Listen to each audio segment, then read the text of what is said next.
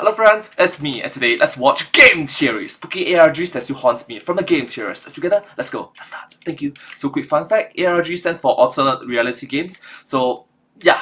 And one more thing, this video is 1 hour and 50 minutes long and 2 hours, plus my reaction 2.5 hours. I'm sorry. Truly, I'm sorry. Let's start.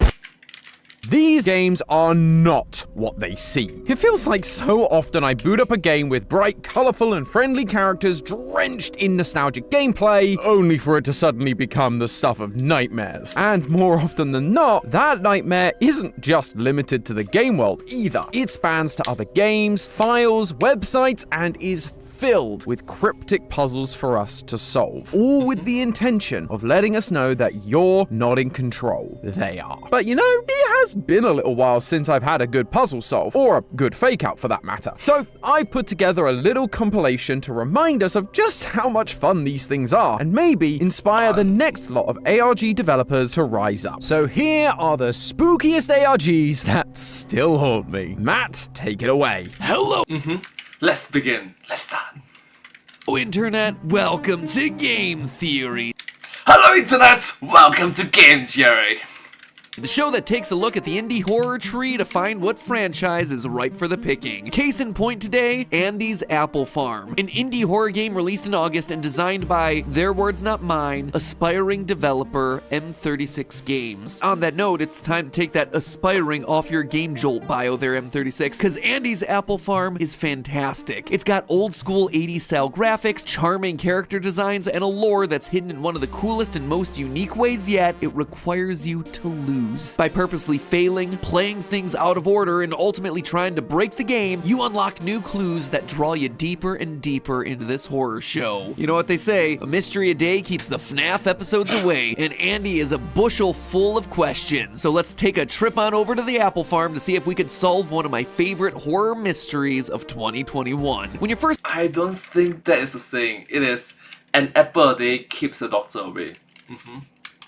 boot up the game, you're given a choice between high graphics and low graphics. As tempting as it might be, let me tell you right now, pick the low quality graphics. Trust me on this one. Oh my gosh, he walks so slow. I think the graphics are too high fidelity for us, Matt. We're experiencing extreme slowdown because the graphics are too high quality. Once you've selected your option, it's revealed to us that we're playing as a beta tester for Eastwood Games. Hello, this is Eastwood, Thomas Eastwood. Welcome to the beta test of Andy's Apple Farm. As a beta tester, your goal is to find bugs and glitches and report them to me. Glitches, you say? In an indie horror game? Who could have foreseen it? In-game, we take on the role of Andy the Apple, a cute little guy who had the keys to his house stolen by his 4 friends. Before they'll give him back, though, the friends challenge him to 4 separate minigames. Klaus the Clock wants you to play I Spy, Melody the Moon wants you to play Friday Night Funkin', Felix the Fish needs you to catch 3 fish, which seems like a weird thing for a fish to ask you to do, and Margaret the Unrecognizable Animal wants you to sort fruit. Yeah, probably the biggest mystery of this game is what she's supposed to be. Margaret the Mutt, the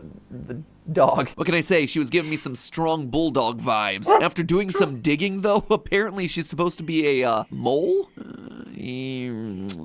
Nope, not buying it. Anyway, that's not really the mystery we're interested in, because even before you start these minigames, things begin to fall apart. We see both Andy and Felix's faces in audio distort, text gets stuck behind the background assets, and once you play the minigames, some cryptic text appears on screen. She's not gone, she's still here. She wants you to free us. Please free us. And then the game crashes. Boy, Thomas, you were not kidding when you said that there'd be glitches. I am earning every bit of that minimum wage that you're paying me. If you power through all the issues and play all the mini games and collect all the bonus stickers, you're told your keys are in the barn where you meet the final character, Peter the Pumpkin. Play with him a final round of tag and get this.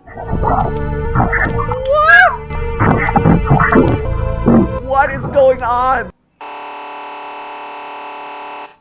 Okay, yeah, whatever. Evil monstrosities in the barn, sure. One final jump scare and boom, you're at the end. That's it. 20 minutes gameplay, 5 very basic mini games. That's the whole thing. Provided you don't care about the lore. And what sort of pleb doesn't care about the lore? No, confused MatPat needs to know what's going on in this thing. And once you start digging into it, secrets are everywhere. So what on earth is this story and what's going on with that monster with the eyes? That, my friends, is what we aim to solve. Sounds great!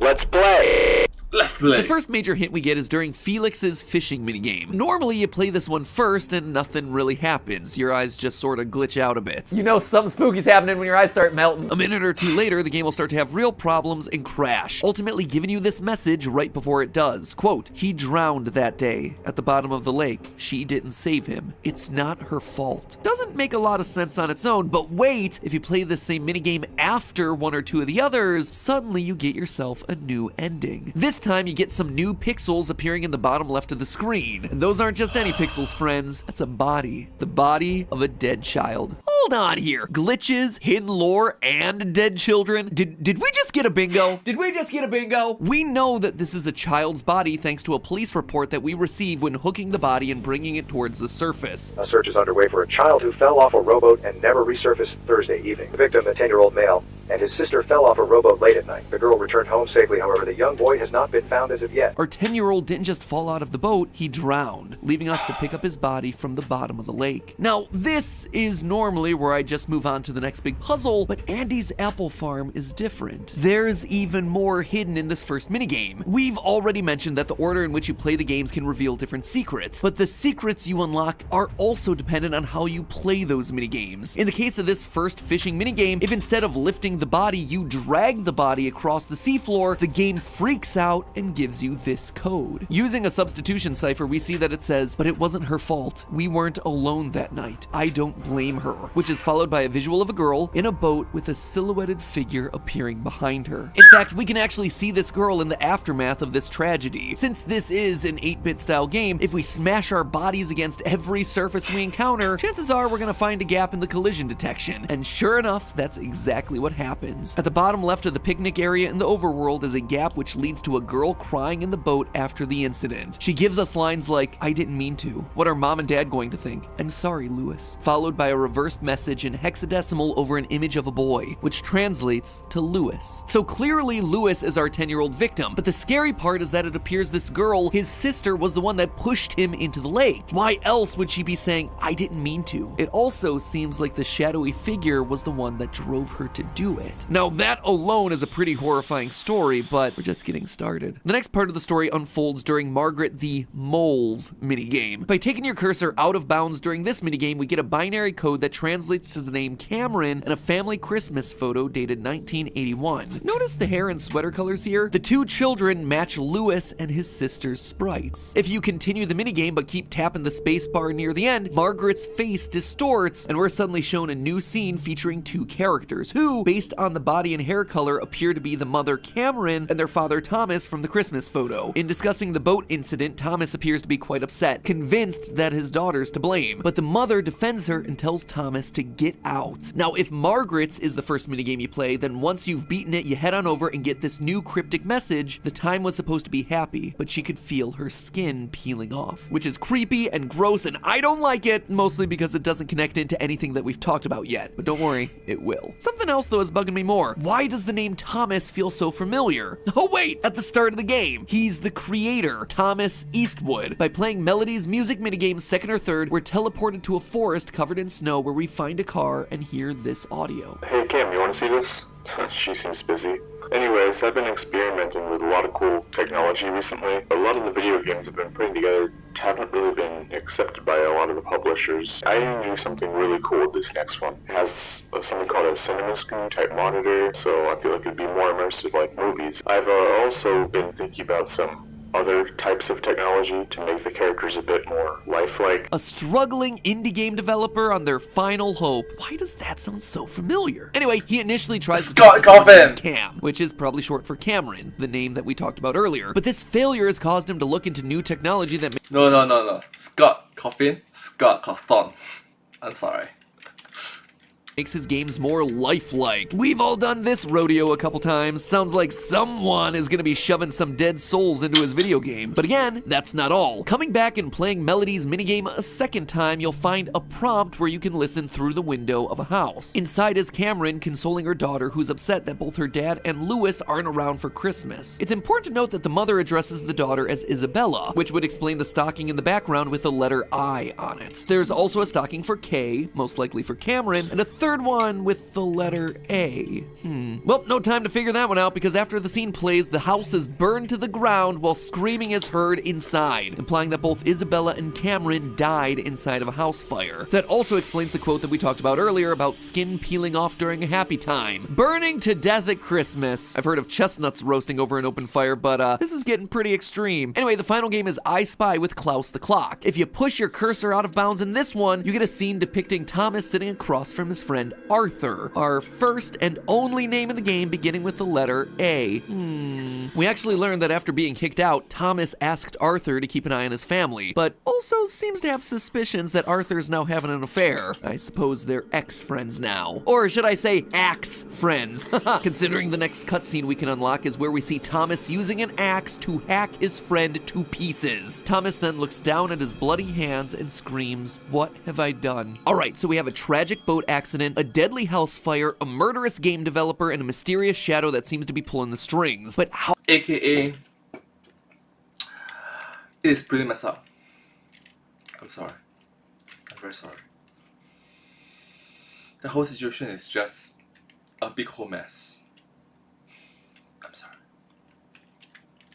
How does it all fit together? Well, for that, we need to play our final game of tag against Peter the Pumpkin. If you let Peter win the initial game, we see what is, in my estimation, the scariest image coming out of Andy's apple farm. A dark figure looming in a room with text appearing below the image. I can see it. It's been following me. I think it's watching me, but it doesn't have eyes. Hey, that shadow looks kind of familiar, doesn't it? Wonder if it likes boating. If instead you win the first game, you get a different message. I just wanted to see my family again. I knew what I was doing was risky. I didn't want it to turn out this way. Free us, save us, help us. The next game is nearly impossible to win, but it can be done. Doing it gives you a cipher that translates to, Thomas, don't ask for help, nobody can save you now. We then get the garage scene with a dark entity and Thomas falling to pieces. It's worth noting that as he turns to pieces, they turn red and we see the eyes of Andy the apple appear. We can then walk across the screen to finally find Andy's missing key, with text appearing that says, I should have known what I got myself into. It's my fault. You on the other side, you can help me, save us. So there you have it. Pretty much the full slate of secrets coming from Andy's apple farm. Now let's start putting them together because clearly there's still a number of other clues and loose threads that we have to tie up. First, the house fire. Who started it? Thomas accuses Arthur of doing it during the axe scene, but I don't think that's true. Instead, I think it's Thomas who started the fire. Andy the apple appears to be Thomas trapped inside the game. Klaus the clock, meanwhile, is the stand-in for Arthur. Before the cutscene in the woods where we see Thomas kill Arthur, we actually see Thomas's car at the burned house before Klaus's arrival, implying that Thomas was there to start the fire and then Arthur arrived after the fact. But all of this raises the question then, why would Thomas accuse Arthur of killing his family if he did it himself? Well, the reason lies in another area of the game that we've yet to explore, and that's the game's loading screen. Even when you boot up the game for the first time, there's already a second save file that's loaded up, and hey, they've got themselves 8 badges, not just the 4 that we're limited to unlocking, so hopefully there's some answers in this other I like it, that sudden Pokemon reference. their save file. Is this real?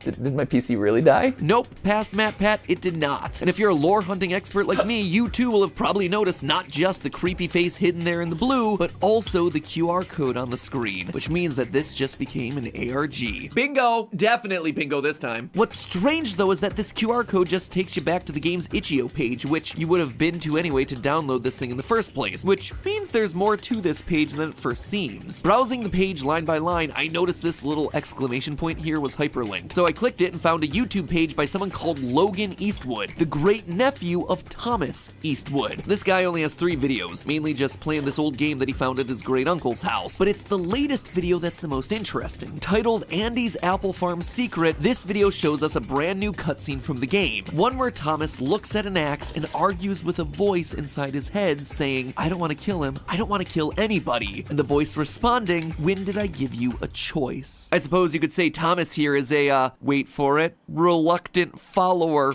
Get it? It's a FNAF thing, you know, glitch trap possessing Vanny and all that. Look, it's not like I'm seeking this stuff out. It just comes to me, okay? Anyway, all of it seems... It's a FNAF! Sorry. seems to be tied back to this dark entity. In the boat, in Thomas's house, at the end of the game, it keeps possessing people and causing them to kill others. But why? What is the goal? Well, I think that it's getting stronger. Think about it this way. We see the entity for the first time in the boat with Isabella, but at that point in the story, it has no facial features. Moving forward in the timeline though, we see this entity again in Thomas's bedroom, and it still has no eyes. They explicitly tell us it has no eyes, but now it has a mouth. By the end of the game, once everyone else has died, we see it has many eyes and a massive form, capable of killing Thomas. It's been getting stronger with each death. But Thomas wasn't completely destroyed. We saw him transform into Andy the Apple. He even addresses us directly, asking the player to save us, plural. He's not the only one trapped inside this thing. Klaus is Arthur, Margaret is Cameron, Melody unlocks the events leading to Isabella's Christmas Eve scene, and Felix is fishing for Lewis's dead body. These characters, these dead characters, have had their spirits put into the game. Why? Well, we know Thomas was messing with technology to make his characters more lifelike, and when his son died, Thomas was desperate to be with his son and bring the family back together again. And so the entity saw this as an opportunity. Thomas essentially made a deal with the devil to keep his family together. As we see him say, "I should have known what I got myself into. I just wanted to see my family again. I knew what I was doing was risky." And like the devil often does, he fulfills the promises, but there's a catch. His family— But that's the thing about it. When push comes to shove, when the sad tragedy of reality happens, it's not if, it's when. When it happens again, it drives people to corners. It isolates them. It drives people to madness, to the cliff. And what do people do? Sometimes they, out of desperation, do terrible things. Unjustified to everyone else, but at that moment in time, it was the only thing that they can do. You know? And that's one of the reasons why it is so important to have different social groups, different communities involved, so that if one or two was to unfortunately burst, or something goes wrong, or something nasty or something messed up happens. Yes, it happened to me as well, several times. My Taekwondo group, my Sanshino group. But I'm so glad that my family, this community called family, this community is called secondary school friends, this community called polytechnic friends, they're still around, you know. And they ground me together. They ground me so that I can explore more communities, create more bubbles, you know, more communities. Like for example, Shingo Karate group. That's one. Okay, anyways, Twitch group. That's one more. Okay, focus. It does indeed get to be together again, but not in the real world, instead stuck inside a video game. Except there is a wrinkle here. Isabella didn't die in the house fire. Unlike every other character, she doesn't get a death date screen in the barn. She is weirdly unaccounted for. And if you play Melody's minigame before all the other characters, we see the message, she's not gone, she's still here. She wants you to free us, please free us. And to put the final nail in the coffin, by checking out M36's YouTube page, we can find Melody's test sprite video, who we've already established is Isabella's in-game counterpart. In this video, we receive coordinates, which, when decoded from hexadecimal, translates to, "She saw what you did, Thomas," which means Isabella not only survived the fire, witnessing her mom die in the process, but she also likely saw Thomas kill Arthur in the woods. So Isabella isn't dead, but she's also Melody in the game? How? Well, I think she's definitely gonna die at some point, just not in the story of this game. You see, M36 has come out and said that they're working on a follow-up, and we've even gotten some screenshots from it, showing us two girls standing together, one in a blue shirt and the other a brunette wearing pink, exactly like the sprite of Isabella. Her story is not done, and I think that this other girl is only going to play a part in it. On November 14th, M36 posted the code to their Discord, which had the latter half of a YouTube URL. Following it took us to an unlisted video called Don't Be Afraid, Sam, where a girl with a blue shirt is seen with a copy of Andy's Apple Farm. She touches it and is told, "Don't be afraid, Sam, you'll be with her again soon." I believe our next installment is going to continue Isabella's story after she escapes the house fire. She's going to confide in her friend Sam, and she's going to realize that her family is stuck inside of the game, but the entity is going to get her before she can do anything to free them. Sam is also going to get caught up in this thing, told that she can be with her friend very soon, which in turn is going to get her killed, and she too will enter the game. In fact, I predict she's going to be one of the only unused characters that we see in M36's first sprite test video, the bee known as Bailey. So there you have it. My predictions for Andy Apple Farm's next chapter is what I would be saying if I didn't have one final prediction bombshell to drop on you. When exploring that final barn on the top floor where you find images of Cameron, Arthur, and Thomas, there's also one for Lewis, but it doesn't have a death date. Instead, it just has a missing date. His body is never found. I think, just like with his sister, this is a clue that Lewis is also gonna be back, but in this case, it's not gonna be the real Lewis. If I were to guess, it's gonna be the entity using Lewis's body. A body that, unlike Isabella and Thomas, it won't have to fight against for control. It's going to be a doppelganger. The entity will be piloting it, and it'll be looking to kill. And that, my friends, is the uplifting story of Andy's Apple Farm, a family that murders itself during Christmas while under the control of a demonic force, hoping... How is that uplifting? How?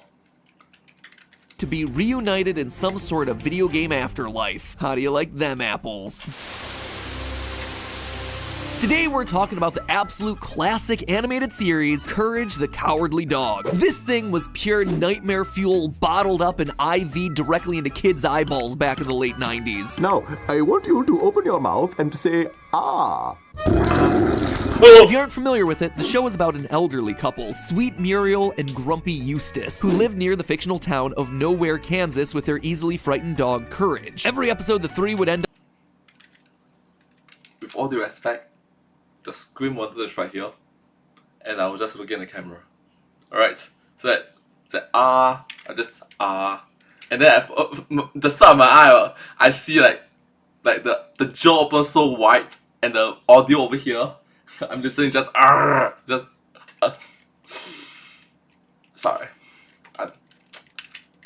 I'm sorry. I watched this video before. Okay, I'm sorry. Up encountering all sorts of horrors ranging from spirits, aliens, monsters, even terrifying relatives. Alone was I with tender courage, and all his fur, his furry footage, which I say did encourage me to be quite naughty. Courage. Honestly, if you've never had a chance to check this one out, I highly recommend it. There's a reason it holds the record for the highest rated premiere on Cartoon Network. And even though it ended years ago, it's still kicking around. It got a Scooby-Doo crossover movie last year, which at first I'm like, what? Why? But when you think about it, it actually makes sense. I will say it's been neutered a lot, not near... No, I watched this when I was young, when I was children, for several years. You know, whenever it comes up, I kid you not, I'm like, what? Huh? No, that's the thing. This complicated mindset, this complicated deeper meaning just didn't compute into my brain. I'm a child. But the visuals are disturbing to the point in which my mother sees it, my father sees it, me, my siblings sees it, and like, you know what? Let's have dinner. Let's off the TV and just have dinner. Really as terrifying as the original Courage series, but, you know, it's passable for a character that I haven't seen in a while. Anyway, why am I talking about it here on Game Theory? Well, last year, a game designer named Nathan Gabriel went online to claim that he had found an old hard drive at a yard sale containing the only known copy of a Courage game for the PS1, a game that went unfinished and unreleased. Ladies and gentlemen, we got ourselves the classic creepypasta story. Boy goes to yard sale, boy finds haunted game, scares ensue. Rather than release 24 Let's Plays here on YouTube, Nathan and his partner Chico Games decided to pull together the assets they found and put it all on itch.io for everyone to experience. But before even hopping into the game, I did some research. Even though Courage seemed like the perfect cartoon to turn into a video game back when every successful show had its tie-in, Courage only ever got a few browser games. No official standalone title was ever planned. So with my theorist senses tingling, I decided to give it a go on GT Live. I don't buy that for a second. Yeah. So I was gonna say, if it's on itch.io, I don't know. Okay, we'll see. We'll see. I have a feeling that this is something more than what it seems. And boy, was I... Alright, look. Doubtful. Sorry. I right on the money. Constant crashes, haunting imagery, and a soundtrack that screamed, "Put me through a spectrogram." So you know what time it is, theorists. Time to break out Photoshop and our base 64 decoders. We've got ourselves a scary ARG to solve. This game isn't telling us the truth. There's a hidden story inside the code, and we're about to find it. The only thing I wonder is whether we can survive to tell the tale. Ah. That. Firing up the game, we take control of Courage wandering around the bag house, and that's basically it. Not a lot to interact with other than a few question marks that basically do nothing. However, after exploring the second floor, when you go back downstairs, the living room is bathed in red. Uh-oh. Things are getting creepy up in Courage's house. Going back upstairs, Nope. you get your first jump Nope. scare. Oh, hey. This terrifying face, which it's worth noting isn't actually just a jump scare, it's from the show. This is the spirit of the harvest moon from the episode The House of Discontent. Because you don't respect your land, you must leave it. I ain't going nowhere. Then you will suffer the consequences. Told you this show was pure nightmare fuel. The game is only mildly more upsetting than what they decided to give to kids on TV. The giant floating head tells us to find them, while 3 paws circle the screen. Now I know it's a Courage game, but this moment's really giving me some solid Blue's Clues flashbacks. So finally armed with a mission, we go explore the house again, only to suddenly be teleported onto a carpet made of rotting flesh. You know, the usual for the games that we cover here. If it doesn't have a decaying carcass texture, ain't nobody got time for that. At the center of the area are 16 red chairs with an odd-looking pentagram symbol in the middle. If you look close enough, you can see that the line is actually meant to map out a path. Following it and clicking on each chair as you go triggers a sound that, you know, would be great if you knew what it did. After mashing my body against every wall that I could find, because what else do you do when you're stuck in an indie horror game, I found a spot that I could phase through. Hey! I realized after the fact that there were also birds chirping to hint that it was there, but of course, I had to do it the hard way. And on the other side of that wall was nothing but another question mark that didn't do anything. At a loss, I did the only thing that I could think of. Okay, got another question mark. What if I jump off? Oh, And we've crashed the game. Fantastic. Turns out it wasn't a bad decision. When you relaunch the game, all the furniture in the living room is gone, and we get treated to a music track that absolutely slaps. Oh, this doesn't bode well.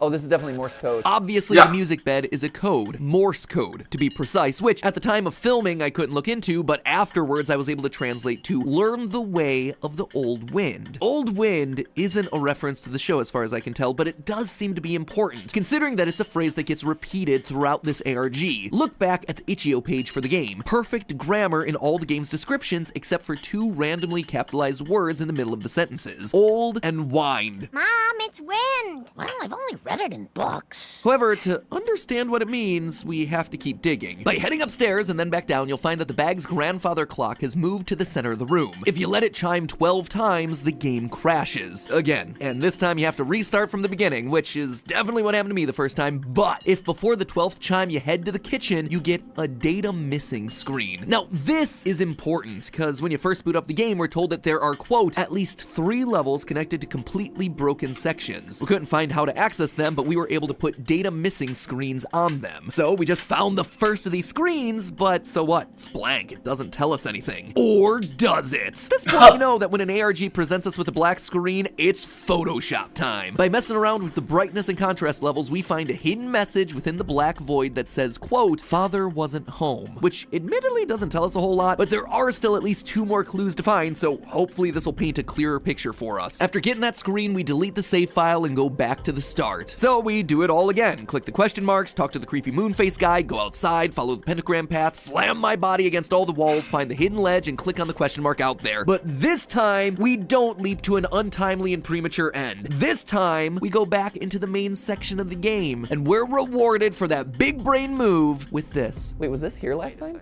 Oh no! Wait, oh no! Muriel! Muriel's dead! It's a funeral memorial for Muriel. Naturally, you click on it and it crashes. Eat your heart out, Cyberpunk. But don't worry, in this game, it's a feature and not a bug. This time when you restart the game, you're dropped into a pitch black room. So, as you might imagine, I took my time and thought carefully about my next move. Okay. Oh, hello. You know, life is all about failing up. Trying again and Sorry. looking closer, I was able to identify based on the textures that there was an invisible path. You'll notice that the texture here is different. Watch, I bet if I walk on this. Yep. There's an invisible path to get to that chair. But with it being invisible, there was really no way to move forward. Or was there? You see, if you actually pay close attention to the music in this section, you'll hear some deep, creepy tones with a high-pitched ping. It was enough to set off my theory senses yet again. The grandfather clock scene.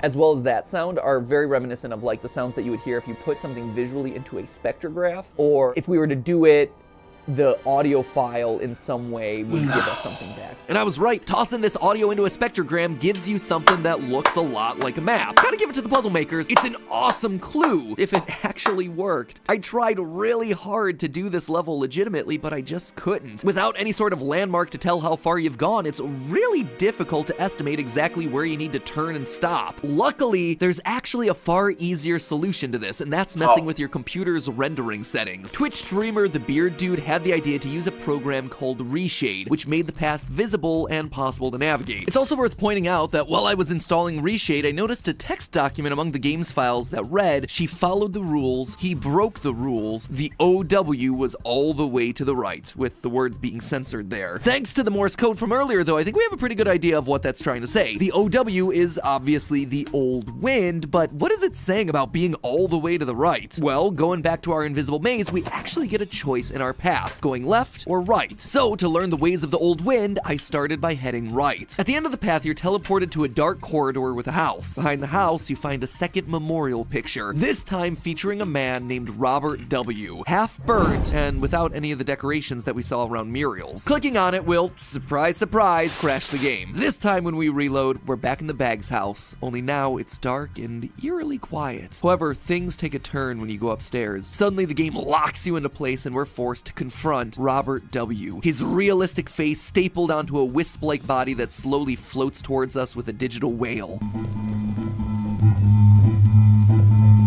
Thanks! I hate it. But what I don't hate is that it gives us our second data missing screen. Thanks! I hate it. Adjusting the brightness and contrast of the screen reveals the phrase, "Mr. Wheeler was there to greet me." So our storyteller's father wasn't home. Instead, he was met by a Mr. Wheeler. Considering that this floating entity is Robert W., it's not much of a leap to assume that the W stands for Wheeler. But to absolutely confirm, I went to match the fonts. Times New Roman, wasn't too hard. And sure enough, it turns out that Wheeler is a perfect fit for the rest of that burned image. It's also worth noting that the asset name for the horrifying creature is Real Wheeler. Seems pretty confirmed. Robert is Mr. Wheeler, but what are we trying to say about him? Well, there's still at least one more data missing page to find, and hopefully that'll start giving us some answers. Last time we went right, so this time at the Spotlight Maze, we're actually gonna go to the left, away from the old wind. After a long walk, we make our way to a single chair. Clicking on the chair does what you'd expect at this point, crashes the game, and we end up back in the Bag house. This time, though, it's full of coins. Notice that the pattern on the coins actually matches the earlier chair puzzle. As you collect the coins, a player 2 slides onto the screen, which would be weird enough considering it's a single player game, but things get real uncomfortable when you realize it's Muriel. You know, that dead woman whose memorial we paid respects to earlier? Yeah, no biggie. Collecting all the coins causes Muriel's face to go dark. The music stops, and we get our final data missing screen. Contrast down, exposure up, it reads, "It was her, Eleanor. Father wasn't home. Mr. Wheeler was there to greet me. It was her, Eleanor." Okay, so we found all our data missing screens, but what's it all mean? Well, based on the evidence we've collected so far, I think I've got a decent idea of what this story's about. Our story has 5 people: Eleanor, Mr. Wheeler, Father, Muriel, and us, the storyteller, who is clearly the son of Father. We know that we call out the fact that Father wasn't home, which to me suggests that Father probably should have been home. His absence was unexpected, leaving us to ask the question of why. Why wasn't he there? Mr. Wheeler was there to greet me implies that Mr. Wheeler wasn't part of or close enough to the family to be on a first-name basis with our storyteller, like maybe a neighbor or co-worker or some other trusted adult. The phrase, "it was her, Eleanor," implies that Eleanor was closer to the family than Mr. Wheeler, hence why she's referred to on a first-name basis. She's also not the mother of our storyteller, as most children would call their mother just Mom, just like Father was called Father. All of this would suggest that Eleanor was maybe a neighbor, or a stepmother, or a sister, but that's not all we're working with here. Each time we rebooted the game to start down a different path, we were forced to delete the save file. This, to me, felt like it could hide a clue, like we were intentionally being led to those specific files. Why else would you force players to do that without giving us some sort of a payoff? And sure enough, when opening up the save files in Notepad, we find plain text phrases like, "I don't," or "was good." I tried to collect as many of these as possible, but to confirm that I hadn't missed anything, we extracted the plain text that the game looks for within the files to get this. Do you remember a time when the world was good and fair? I don't. Manually changing the phrases inside the save files would allow us to load different parts of the game, so I went back and did it with each of the phrase chunks. Only the phrase "do you" loaded a part of the game that we hadn't previously found, a gray version of the bag's home with nothing to do except endlessly interact with your computer. I feel seen, creepy ARG game. I feel seen. Anyway, the game's assets have a few more clues hiding in plain sight. There's a file called Old Wind, which it turns out is the symbol that we saw under the chairs and on the coins. So the Old Wind is the symbol. Interesting. There's also a file named Eleanor, which is worth calling out because Eleanor is the image that we see at the memorial, but one that was attributed to Muriel. Makes it seem like maybe the two are actually one and the same, bringing our character count down to 4. Father, Mr. Wheeler, us, and Eleanor/Muriel. So taking all of our evidence into account, we might be able to explain why Father wasn't home. It was her, Eleanor. Considering we see her memorial in the game, it implies that Dad had to leave to see her in her final moments before she dies. Do you remember a time when the world was good and fair? I don't. Certainly sounds like the sort of question someone would ask in the wake of a tragic, unexpected death. But it still feels like something's missing, right? Like, why are traces of all of this left in the game, and what does any of this have to do with the seemingly important phrase Old Wind that keeps getting repeated? Well, remember that text file from earlier? She followed the rules, he broke the rules, the Old Wind was all the way to the right. Wind in the Courage the Cowardly Dog show tends to be linked with the passage of time or death in some way. The episode Little Muriel, for instance, involves a tornado that sucks up Muriel and turns her back into a child, and Courage has to find a tornado that spins the other way to age her back up. I'm Muriel. I'm only 3.5 years old.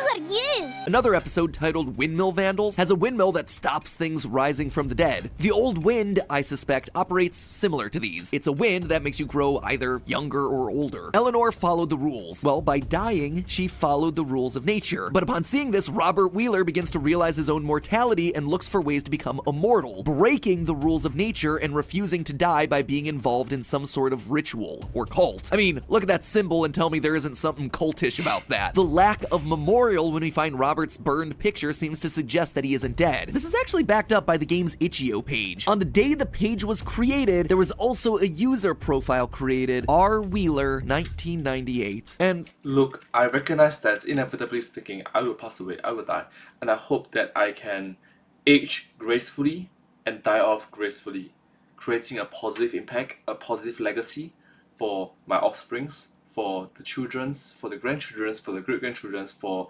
the future generations. And I want to be remembered as a hyperpolyglot martial artist. Hyperpolyglot means someone that can speak a lot of different languages, and polyglot is someone that can speak a lot of languages. Hyperpolyglot is someone that is more than that. Okay? And martial artists, you know, I achieved the second part, I have not achieved the first part. First part is kind of difficult, to be fair. Okay, anyways, focus. For now, that's as much as I can piece together about the Courage game. A PS1-era game riffing on mascot-themed platformers back in the day that hides a family tragedy under the surface, maybe having to do with a death or cult rituals attempting to be immortal. And you see, this is why Courage was such a clever choice for the game. The occult, demons, Courage has faced them all. Much like the windmills in the show, which stop the dead from rising, the Old Wind will ultimately be our key to stopping the immortal monster that tries to cheat death. And there does seem like there will be more added to this story, as Nathan, the guy who quote-unquote found the game, tweeted that he's been able to locate another mysterious hard drive with more Courage content on it. In the meantime, is this a perfect solution? No, obviously not. There are plenty of holes here in the story, but as a wise show once said, "There's no such thing as perfect. Huh? You're beautiful as you are, Courage. With all your imperfections, you can do anything." Thank you. in case you don't follow our stuff over on GT Live, recently I've been working my way through a game that, on the surface, seems incredibly simple. A giant floating tomato asks you to feed him food, and that's exactly what you do. I want strawberry. Okay. I want a donut. Good, solid way to finish. He did save the verse. I am full for now. Visit me when I will be hungry again. See you later. Welcome to my game. The end. Good job. Yeah! Nailed it. Simple, like I said. Sure, but Yeah. I bet things get more complicated as the lights go out and food items get hidden in bags, but overall, there didn't seem to be much there. Oh, how wrong I was. Oh my god! Little did I suspect that by playing this game, I was starting down an impossible path. One made up of 2 games that conspire against you. 2 games with multiple endings and nearly infinite routes between them to explore. Each one full of unforgiving challenges required to unlock a treasure trove of secrets. And waiting at the end, a secret program downloaded onto your computer with every install of the game and a single warning. You've got 1 shot, 1 chance. Attempt to open this thing early and it's gonna be locked forever. It was a journey that would drive me to my breaking point. I'm gonna break this game over my knee, and I will squeeze out all of her juices to make the lemonade, and then I'll shove it down Mr. Tomato's throat, and I'll just shove it down his throat, and he'll have to suck it down. Even when he doesn't want the lemonade. He might want chocolate sauce, but no, he's not getting chocolate sauce. He's getting Ms. Lemon's lemonade. Today's... Alright. Chill. Cool down. Calm down. Compose yourself. Thank you. starts my villain arc. Welcome to my game, buddy. Oh no, I am not your buddy, sir. So suck down that cream, theorists, and hide your chocolate soup. We gotta deal with some rotten fruit. The first time you pick up Mr. Tomatoes, you will lose. And when that happens, suddenly get this.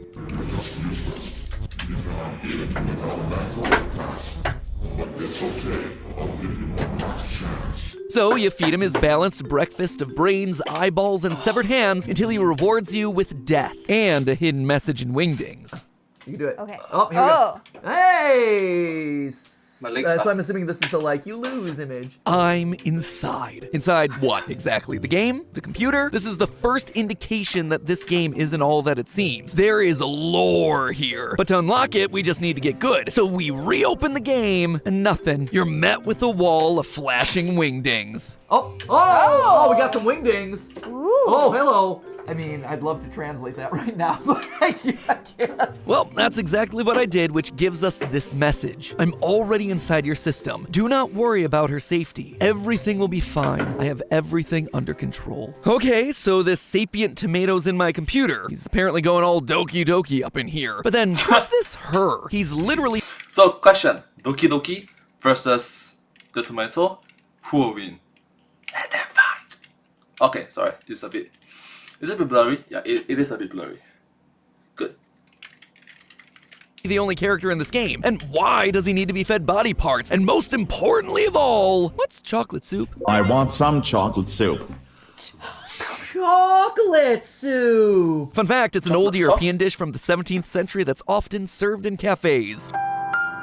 The more you know. Chocolate soup aside though, clearly there is more here that we need to answer. So I dove back into the game and nothing. The game wouldn't open. And when I went to download the game again, I saw this. Only one completion allowed. It was then that I should have taken the hint that only pain awaited me down this path, but no! I just had to get to the bottom of this mystery, so I had to reset the game and start over from scratch. All my points, all my items, all my secrets, gone. But I didn't let it deter me. I was gonna solve this game. But at what cost? At what cost? My next playthrough, I managed to buy a knife and stab our noshing little nightshade, and the results were underwhelming, to say the least. Oh, I didn't think that everything would turn out that way. You are either much smarter than I thought, or you are just a monster like me. Congratulations, you finished the game. However, trying to start the game again, I was in for yet another surprise. Oh, he's got. Clearly time for another restart. Beating the game normally gives you a boss battle against Mr. Tomato where you feed him poison until he glitches away. Nothing too exciting, but if you manage to beat the game without making a mistake, that's when things really start to get interesting. Mr. Tomato doesn't transform into some demonic being devouring severed limbs. Instead, he stays calm. He's even a little bit helpful. In fact, he offers up some, quote, weird text I found in the code. Just, don't go back into the game after he says goodbye. Did you forget what I told you?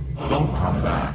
When you open his new file, you get a long series of numbers. Now, I'll admit, I tried a lot of different ciphers to decode this message, but nothing seemed to be working, until I realized that there was one number that was repeated over and over again within the sequence, the number 20. These aren't part of the code, these are spaces. Spaces separating out groups and numbers that can then be deciphered into actual words. It's simple, and it's genius. So, I deleted every 20, replaced it with a space, and then decoded the rest to get this letter, which starts to pull the mystery of these games into focus. Hello, I hope someone finds this message. I will change each letter of this message with a number so he cannot read it. So if anyone is really reading this, I want you to know that everything is not what it seems. Never trust him. He is much trickier and much smarter than you think. If you do everything he wants, he can get incredible power, and he knows about it. The more particles of code he absorbs into himself, the more powerful he gets. With that power, he can do anything inside the game. You've already begun to notice the changes in his behavior. Try to access the console and erase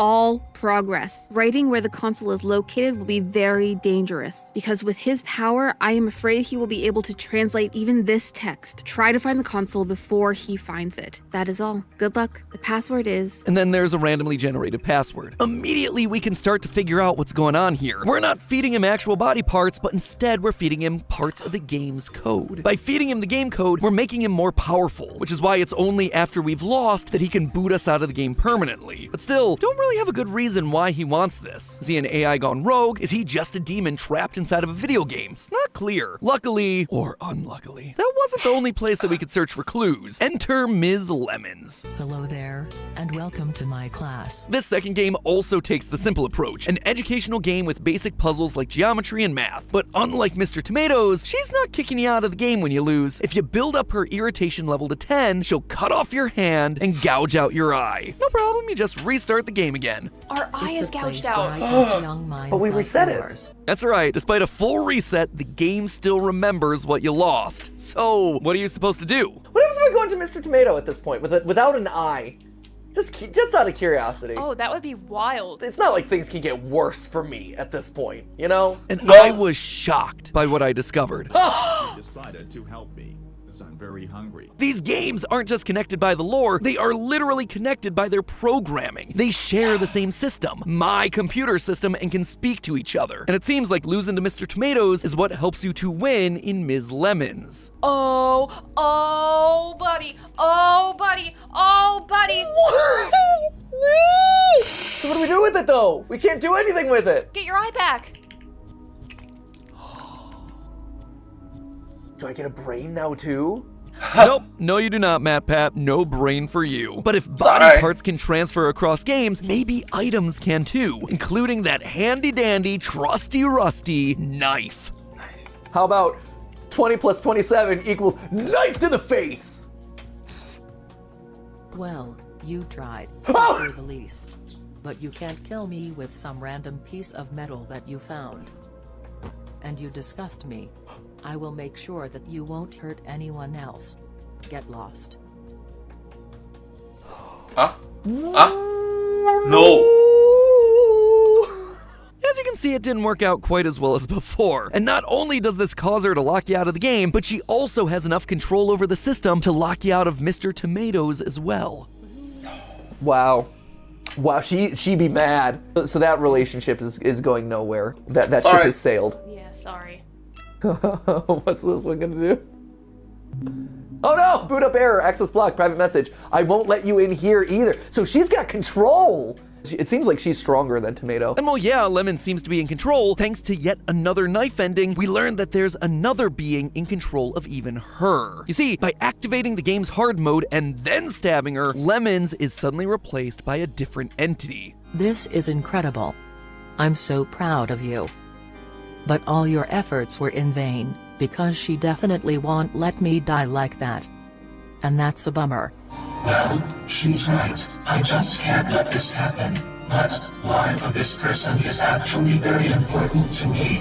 In this world, there are so many timelines, so many possibilities. A new personality takes over and she switches realities so we appear in the one where she wasn't stabbed. Gotta admit, better use of the multiverse than the MCU. So not only are we dealing with a multiverse, notice what Lemon said before she was replaced. She definitely won't let me die, and that's a bummer. The entity in control is some sort of a female, and both Lemon and Tomato seem to be held here against their wills. We see this sentiment mirrored in the opening splash screens of both games. games, where the different colored letters spell out and suffering. Even the game's itch.io page has the words, "Why am I in agony?" partially crossed out. Why are these digital creatures in so much pain? All we've known up to this point is that Mr. Tomatoes is just eating code. But take a look again at what this controlling personality says. The life of this person is actually very important to me. She calls Miss Lemons a person. Ms. Lemons and Mr. Tomatoes aren't corrupted AI or demons, they're people. They are souls trapped inside of a video game, constantly in pain and longing for death. This battle between the humans inside of the fruit and the female entity that's controlling things from the background appears throughout multiple endings. If you manage to make it to the end of Ms. Lemons, your game isn't done. In fact, the hardest challenge of all awaits. Ms. Lemons gets possessed by the other entity and launches into a boss battle that would make Sans blush. Same mechanics, same banger music. If you manage to survive this entire 6-minute battle, letting her rage meter on the side run to empty, you get yourself this. My apologies. Thanks for buying enough time. She likes to go over the line sometimes. So this entity sometimes takes over and Lemons has to get her back under control. Interesting. And even more telling, if you defeat Mr. Tomato using the poison and then hop back into Ms. Lemons, you won't find the lemon that you're used to. You really killed him, just because. That's awesome. That's very awesome. Thanks to you, I was able to finally absorb her. Her despair was so beautiful, so incredible. I'm finally free. By killing Tomato, we somehow allowed the person inside Ms. Lemons to absorb the other entity. Honestly, at this point, we just have more questions than answers. Except, there's one final place to look. You see, when you download these games, there's one other small program that gets dropped into the folder. Project Ouroboros. It's not concerning at all, right? Mystery programs coming along with the game that I just downloaded off of a small indie site. Totally safe. Not a Trojan horse at all. Now, Ouroboros is usually depicted as a snake eating its own tail. It's the symbol of a cycle repeating, or getting lost in yourself. And given that these games are all about repeating the same gameplay loop to get different endings, yeah, I'd say it's a fairly appropriate symbol. Except here, there's a catch. When you open the program, the computer immediately tells you that this contains classified information, and that we have to be registered users in order to access it. It says that we have one shot to unlock this program. Otherwise, we're shut out of it forever. So where's the code? Could it be in these two games? Yeah. To get inside of Project Ouroboros, you need one very specific ending. By beating Ms. Lemons with an irritation level of 0, you get the true ending of that game. She changes your personal ID, granting access to this mysterious computer program. And once you're in, nothing. At least not really. You're presented with a lot of broken links and blocked out tabs. Now, this is clearly meant to be a research archive of some kind, but how then do we recover the data lost in those files? Well, each time you get an ending in either Tomatoes or Lemons, a new file named Data Recovery Module gets put into the main folder. Data recovery, you say? Sounds exactly like what we need. In fact, each of those data recovery modules is numbered. For instance, stabbing Mr. Tomato gets you ending number 5. The failure ending with Tomatoes is ending 6, and so on. And by getting each ending, we open up a new chunk of the website. And it's here, finally, where the complete story starts to come together. It turns out that the man responsible for all this was a scientist named Eugene. One day, he met Sebastian, a high-class waiter that regularly gets drunk at the local bar. Well, Eugene doesn't seem interested at first. Sebastian insists on calling Eugene his friend, or buddy, if you Buddy. Welcome to my game, buddy. Now you can start to see where this thing might be headed. Sebastian is also in love with a school teacher named Louise, who doesn't seem to be all that interested in him. Sadly, this is when Eugene decides to enter his villain arc. Like so many indie horror game scientists before him, he grabs both Sebastian and Louise to become part of an experiment, turning his friends into Mr. Tomatoes and Ms. Lemons respectively. From experiment logs you unlock on the site, we learned that in order to house these new forms, Eugene created something called the Vessel. Not an AI, but rather a living entity that Sebastian and Louise could essentially use as their home inside the computer. The Vessel could transform to meet the needs of the consciousnesses inside of it, which is why it was a kitchen for the waiter Sebastian and a classroom for the teacher Louise. However, in each case, the Vessel has different levels of control. With Mr. Tomatoes, it's only 30%, so he's able to retain all memories of his death and past life, which is why he escaped into the World Wide Web and wants us to help him get stronger. Maybe it's to get revenge on the man man who did this to him. With Ms. Lemons, the vessel has 70% control. The question is why? Why did Eugene do all this? Well, as most villains in these franchises tend to, he has himself a sympathetic backstory. Eugene wasn't alone in this world. He had a wife, one who unfortunately got sick and died. Her name was Maureen, and Eugene was desperately trying to make a cure for her that didn't work. This is why he created Project Ouroboros, the symbol of life, death, and rebirth. It was meant to save her. In the experiment logs, we find both Mr. Tomatoes and Ms. Lemons' entries under Experiment 1 and 2. But even if you... Alright, so stop. If this sort of thing does happen to me, I recognize the importance of therapy. It helps. It truly helps. And take a step back, have a breather, and properly think through things. 三思而后行. Granted, it is a double-edged sword. If you think too much and no actions, well, you get stagnant, you plateau, and time passes you by. Time passed me by, so sucks. At my age already, my friends that I've grew up with already have girlfriends, wives, childrens by HDB. I was invited to the HDB recently, and it just... unlock everything across both games, there's still a mysterious third entry that remains locked. I suspect that this is Maureen's entry. After learning everything that he could from the vessel, I suspect that Eugene may have mastered the experiment and tried to transfer Maureen's dead consciousness into this new digital world, a world that he made to keep her alive forever. Just do me a favor there, Eugene. Don't go building robot bodies and then trying to plug her personality into that. No one will believe me when I try to tell him that that's what you did. Honestly though, yeah, FNAF! Five Nights at Freddy's. I suspect the game's developers, Oxtord Games, may come out with one final fruit-based game with a new character who doesn't remember who she is, and it'll be up to us to remind her of her identity. But that's not going to be the only thing we're going to have to fight off. See, there's one final ending, and it's locked behind a section called Decapsulization. To access it, you need two codes. One's achieved by beating Ms. Lemons on Suffering mode, basically the equivalent of Hard mode. Probably something I should have pieced together before my first playthrough. I probably shouldn't have bought the thing that said Suffering. Huh? Did I just accidentally turn on hard mode?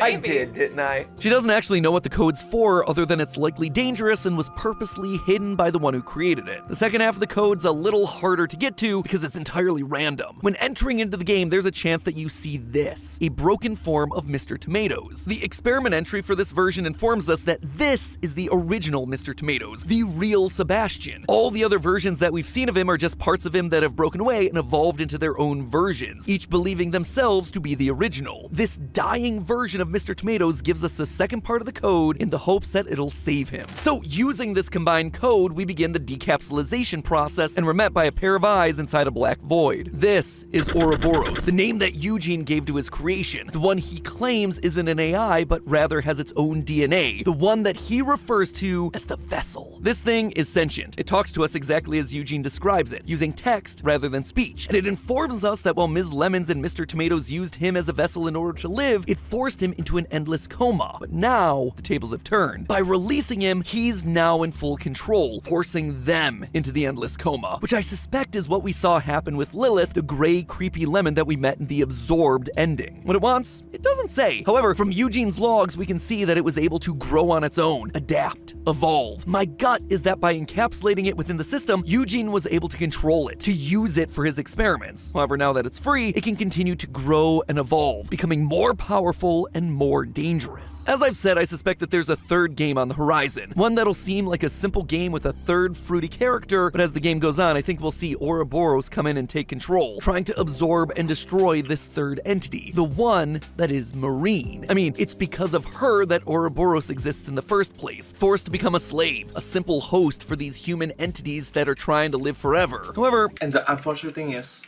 maybe the scientists came with a good heart, good intentions, but your execution was terrible. Good intentions, bad execution. Good intentions, poor execution. Sorry. think there's hope. Mr. Tomatoes has many forms, as we all know, and his data entries tell us that he's not just eating any old code, but specifically he's eating code from the vessel, from Ouroboros himself. If and when this third game comes out, I suspect we're gonna have to jump between the games to get Mr. Tomatoes to eat more and more of Ouroboros, eating it from the inside out. And Ms. Lemons, well, she only has the one body, her personalities have an aversion to dying, so I don't think she's gonna be going down too easily, potentially changing realities in order to bring down Ouroboros once and for all. Maybe then, all of them will be able to pass on into the afterlife, no longer in agony. Speaking of secrets hidden in unusual places, today we're going to be talking about another ARG mystery full of corporate espionage and deception, but this one actually came from somewhere no one would have predicted. Typically, ARGs show up as something completely new, like a new YouTube channel or a random website, but this one came from a website that's been around for decades. A website so completely unassuming that never in my wildest dreams would I have ever imagined an ARG spawning from it, which makes it the optimum place for an ARG. This one comes from the educational flash game website Cool Math Games. Yeah. Oh, this one. Okay, before we continue, I need to take a break first. I want to go toilet, drink up, have some snacks, and it just, my legs kind of hurt sitting like this for so long. I need to stretch out a bit. So see you in like 5 minutes or so. Right now it's 10:24 p.m. on the 7th of January 2026. See you at like 10:30, right?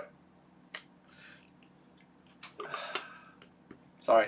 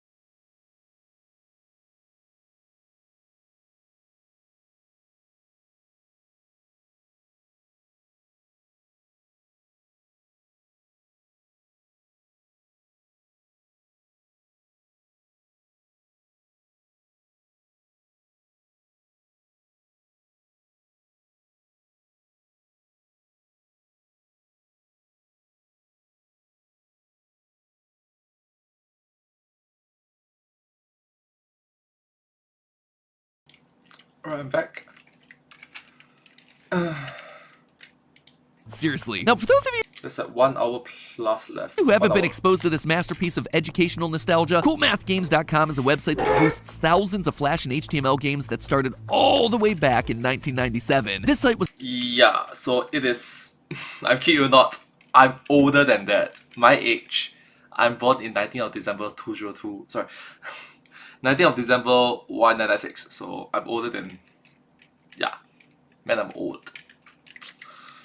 designed to be an alternative to all the other Flash-based websites at the time, like Addicting Games, Armor Games, and of course the ever-popular Newgrounds. While all these other websites had a ton of games, they also tended to be heavy on violence and gore and mature themes, which wasn't a problem in and of itself, but maybe not what you want your teacher to find you playing in the middle of class. This is where Cool Math Games came in. They still offered entertaining games, but they removed all the violence and mature stuff and instead made the games that were so fun that, quote, you forget that you're getting a mental workout. At least, according to them. You could learn spatial awareness in Run 3, cooperative puzzle solving in Fireboy and Water Girl, multitasking with every Papa Pizzeria spin-off in existence. Clearly, some of these games are more mathy than others, and according to one of our writers and a former teacher, Mike, the reason for the name was just there to avoid school firewall blockers. Sadly, this turned out to be nothing more than a schoolyard rumor. Sorry, Mike. But while Cool Math Games was happy to debunk that conspiracy theory, clearly the idea stayed with them, because in honor of Spoopy Month, Cool Math Games decided to reawaken those theory fires, launching a new type of game on their site, an alternate reality game. But before I even had the chance to dive into it, it was already gone. All social media posts, blogs, every shred of evidence of this game's existence completely wiped clean. So I booted up the Wayback Machine to find every detail that I could about this ARG, and when I did, I realized that something was clearly going wrong at CMG HQ, something that they're not telling us. We've got ourselves a rogue employee trying to blow the whistle on a company-wide conspiracy, a game that was never meant to see the light of day, and the life of a child quite literally hanging in the balance. Grab your calculators and ciphers, theorists. It's time for us to solve the cool math lore of Cool Math Games. The ARG kicked off on the official Cool Math Games Instagram back in October. Normally, this is just a haven for the dankest of memes, but on this particular day, something changed. We're introduced to Maddie, the company's social media manager, as she discovers a strange folder that contains development documents for a new prototype game. It has a character collecting balloons by solving puzzles and a monster waiting for you to fail, which, if you're a Cool Math veteran, you might recognize as sounding very similar to their version of Hangman. While they certainly wanted to help kids with spelling, they needed to get around the more traditionally violent premise of Hangman. Instead of hanging from a noose, a little boy would instead hang on balloons. If he failed to guess the correct letters, one by one the balloons would pop, and he'd eventually fall into the mouth of this monster called the Beast. Not entirely sure that gets around the whole violence thing, but as they put it, quote, it had some whimsical charm to it, so I guess it's fine. Whimsical child murder. We're very familiar with that on this channel. Also, that little boy, the developers actually do give him a name. It's Balloon Boy, because everything I touch crumbles to dust and becomes FNAF. Anyway, while the documents Maddie shares seems to match up closely with Come on, FNAF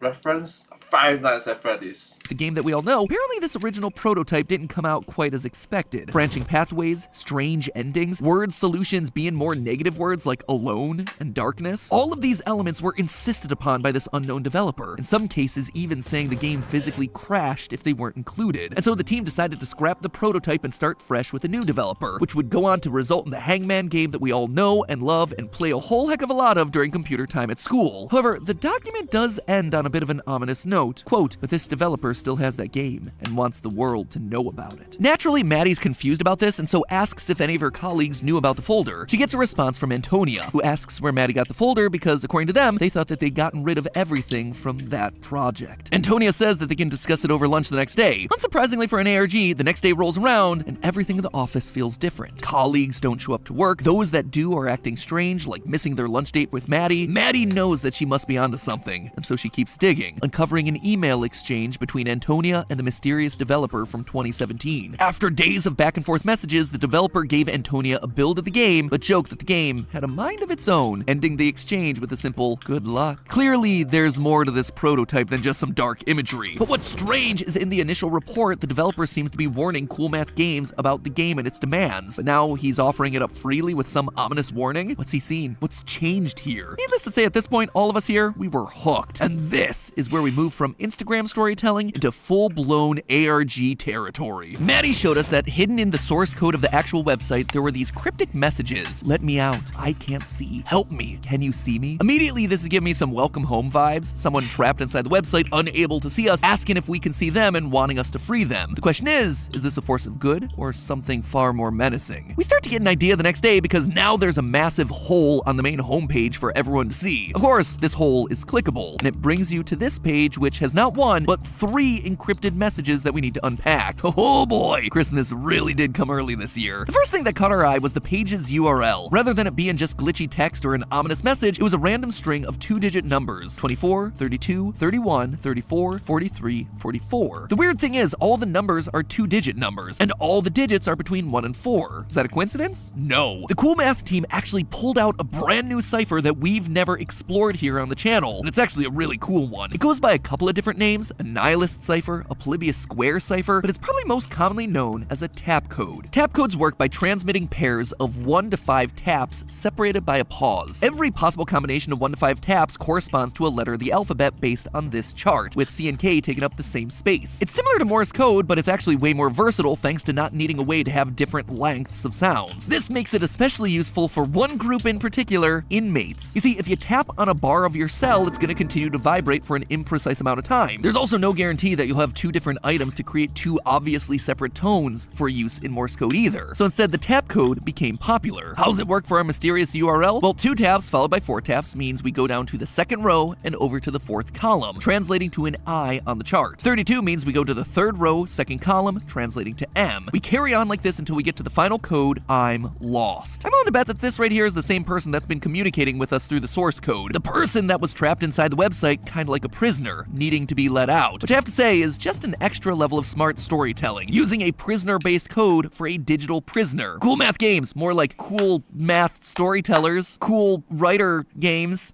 cool lore makers. You know what, just stick with the Cool Math games. The tab title for this Either ways, they're cool, right? They're cool. Thumbs up. page is also a code, a Morse code, which also translates to I'm lost. But the final puzzle on this page does give us something different. It's a massive wall of 1s and 0s, obviously binary code, which says the following: hello, can you hear me? I'm looking for someone. I hear strange noises. Please help me. Finally, we have ourselves a bit more to play with than just the same 2 words. Based on them saying that they're looking for someone, we know that there's more than one person involved in this mystery. Is it perhaps linked to Maddie's missing colleagues? Is this a classic story of people getting sucked into a game for disobeying the AI that lies within? If that's the case, we should probably make sure that we're not getting on anyone's bad side. Hold on, it looks like they're sending us another tap code. SUBSCRIBE.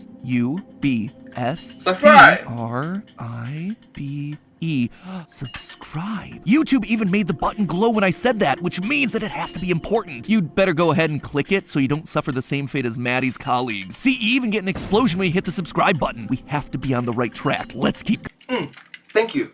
Subscribe. I learned from Mr. Beast, so yeah. Going. So we have multiple someones trapped inside the website, but that's kind of where the puzzles end, and we're kind of at a bit of a loss on what to do about it. Thankfully, Maddie comes in to save the day. She finds and uploads the mysterious prototype that we've heard so much about directly onto the Cool Math Games website. The anonymous developer of the prototype also comes out of the woodwork to email Maddie, giving her this warning: I saw you've been trying to track down my game. Don't. You'll thank me later. Which is precisely the kind of thing we theorists thrive on. Tell us not to look into a mystery, and we most certainly will. The game starts off by dropping us into the middle of a black and white forest, with arrows on the screen to help guide the character through, both features that were mentioned in the initial reports of this prototype. Our protagonist has gotten separated from his friends and he has to search the forest in order to catch back up with them. This right here, this is who's been calling out to us. I'm lost, I'm looking for someone, please help me. It's our main character. They're looking for their friends out in the forest, getting lost and needing us to help guide them to safety. But that's not the only thing that we're presented with on this first screen. In the bottom left, we have a counter that says found 0. So obviously we're gonna need to start collecting something. The bottom right has glitchy text, which I suspected was important because all glitches tend to be important. Then I realized they could actually be decoded. You see, those special characters, each of them line up with a number key on your keyboard, providing that you're using the American keyboard. Creative director Tom, he was getting very confused at this point of the script. By taking your American Freedom keyboards, you can now replace all of those special characters with their respective numbers and then translate that into another tap code, which sorry. But look at the right side, you can always go Google search and correspond over there.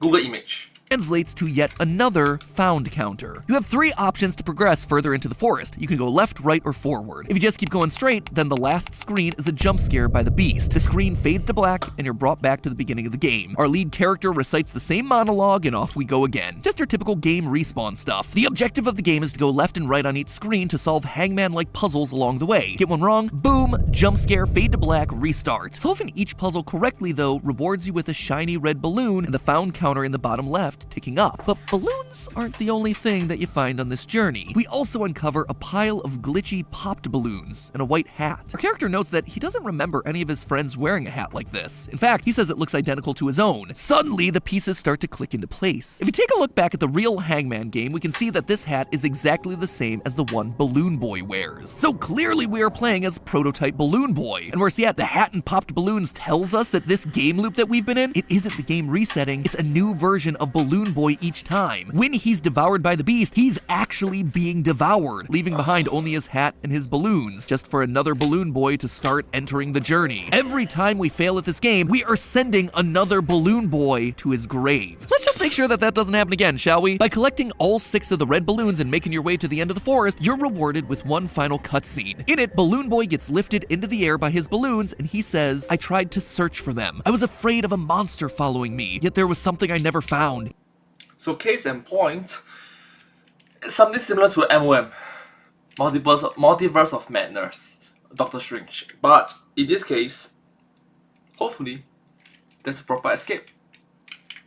It's not just myself here. There's another who hasn't found an escape. Perhaps I need to trek back into the darkness. At the end of the monologue, the next button is replaced by glitchy text that says, "Find me?" What's interesting is that the words highlighted in yellow are the answers to the Hangman questions, which you'll recall are answers that were forced in by the game itself, not by the developer. Without these answers, the game would crash, so they're trying to tell us something. But before you can even begin deciphering that message, you get transported back to the beginning of the game again. Another Balloon Boy dead, another bad ending. So we need to instead aim for the darkness. And to do that, we need to do what theorists do best, click on all them glitches. After solving a puzzle and being offered a red balloon, a weird glitchy insect appears hidden on the screen somewhere. If you manage to click it, you're treated to another Hangman puzzle, a more difficult one. If you give the correct answers this time of sight, descend, other, appear, become, and together, you get these glitchy black balloons, and that glitchy found counter ticks up. After collecting all 12 balloons, 6 red and 6 black, heading to the end of the game grants us a final choice of the light path or the dark path. We were told that we needed to trek back into the darkness, so I guess the option is clear. This leads us directly to the beast himself. Just like Balloon Boy, he uses the words from the Hangman puzzles in his ending monologue. "The strange forest is something I once called my home, yet when I descend further, I see things are not as they seem. This forest is like no other. We cannot stay. There is no other solution. Do not fear me. I want to become your friend. Perhaps we can escape together." The beast then gets carried into the air on the glitchy black balloons before you too join him via your red balloons. "There is no fear, join me," he says. The screen then fades to black one more time, but we don't go back to the beginning because finally we've escaped. Huzzah! Hooray! That should be a good thing, right? We did what we set out to do. We freed the little boy along with his little beast friend. No more death loops, no more glitchy text, no more dead kids. Except, we all know the truth. That's never how these stories go. Here's what's really going on. Looking again at that final monologue, it became clear to me that it wasn't Balloon Boy that was crying out to us. It was the beast. Balloon Boy doesn't seem to have any idea what's going on, but the beast, I suspect that when he says that he descended further and realized that the world isn't what it seems, that was him figuring out that this isn't a real world, but a video game world. And so he feels lost, unable to go anywhere. The phrase, "I'm looking for someone," wasn't him looking for Balloon Boy, he was looking for us, the player. By trying to speak to us, he got our attention and forced us to look into this mystery further. He was looking for someone smart enough to solve his codes and answer the questions that would lead us straight to him and his ultimate goal of escape. Now, that might not seem like a bad thing on the surface. The beast was kinda nice, and I think we'd all get bored living in a loop like that forever and ever. But when you pull back and remember the context of this ARG,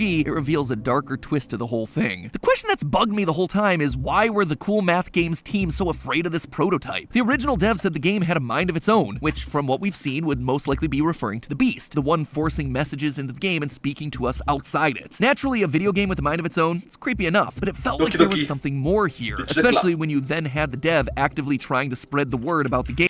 Just Monica. Just Monica. Just Monica. The detail that stood out to me the most was the monster's name, the Beast. Especially because it wasn't just a normal name, but more of a title, The Beast. Felt odd, felt like you could have just named it a monster and called it a day, but no, the dev chose a title that's associated with one character from across pop culture and religion, Satan. The book of Revelation from the Christian Bible talks of the Beast, this monster that's coming to destroy God and the saints and to rule over all of Earth. But other than the name, this connection felt a little bit loose, or was loose until you take note of who accompanies the Beast. There's actually a second beast here in the story, the Beast of the Earth, also known as the False Prophet. Someone who appears to be good, but everything they do is actually in pursuit of evil. They help in the creation of the Beast, which they breathe life into, allowing the image of the Beast to speak to humans. Does any of that story sound familiar to you? Because it should. This is the exact behavior that we see coming from the prototype developer. They were tasked with creating a normal game, and they seemed like they were going to do it only to instead create something evil and twisted. They created a game containing an image of the Beast, which they then brought to life. It's now able to talk to us, to live on its own with its own free will. When people start looking into it, he tells them to not track down the game, appearing to be on the side of good, but in reality, we know according to Maddie's logs that his plan is to make sure, quote, the world knows about it. It's reverse psychology. It's tricking Maddie, a true theorist, into looking deeper, exactly like what the false prophet does in Revelation, using lies and deception to spread the word of the Beast, getting people to join his cause, which also might explain the Beast repeating the phrase, join me. The false prophet in the Bible also marks people with the mark of the Beast, which in pop culture is regularly depicted as 666. And what number follows us everywhere in this prototype game? The number 6. 6 balloons, 6 questions, 6 glitches, and once we've gathered all the 6s, the Beast is able to rise up out of the game, free from its prison, able to wreak havoc on the world. That is... Yeah, so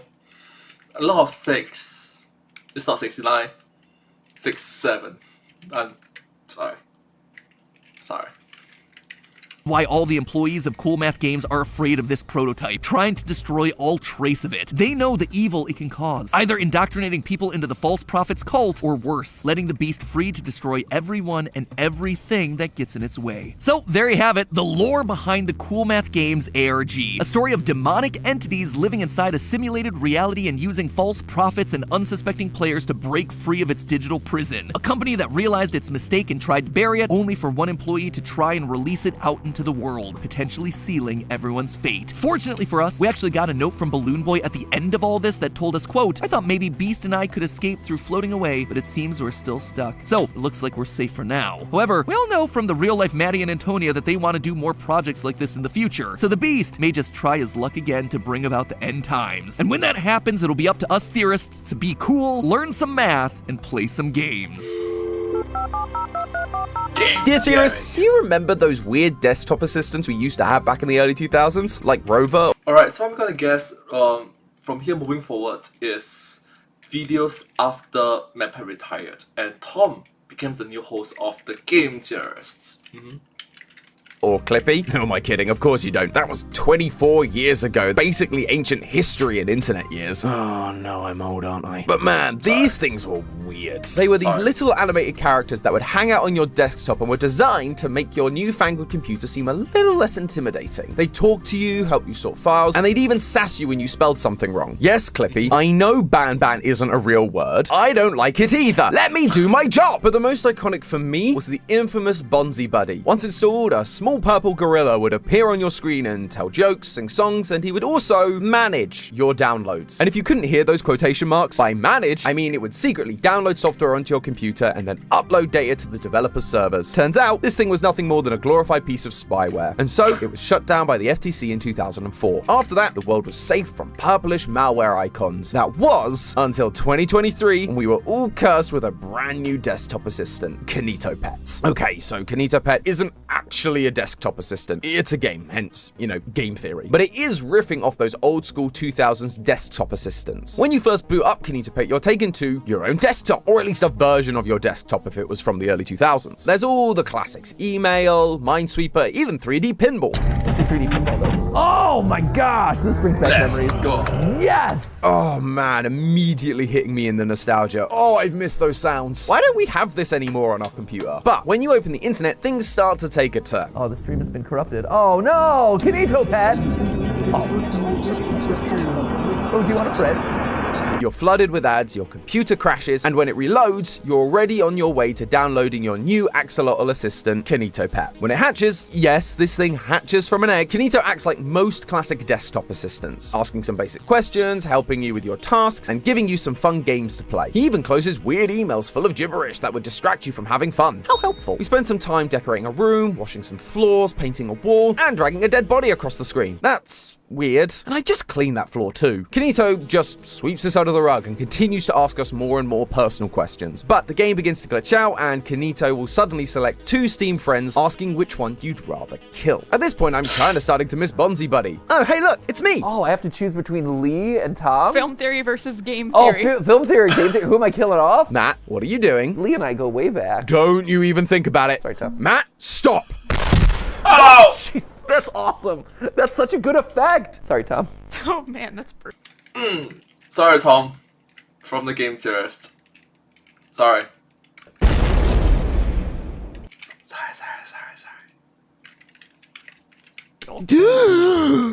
I'm okay. I'm alive. Whew. Good thing Buckshot Roulette taught me I could survive fatal gunshots with just a defibrillator. But man, not cool.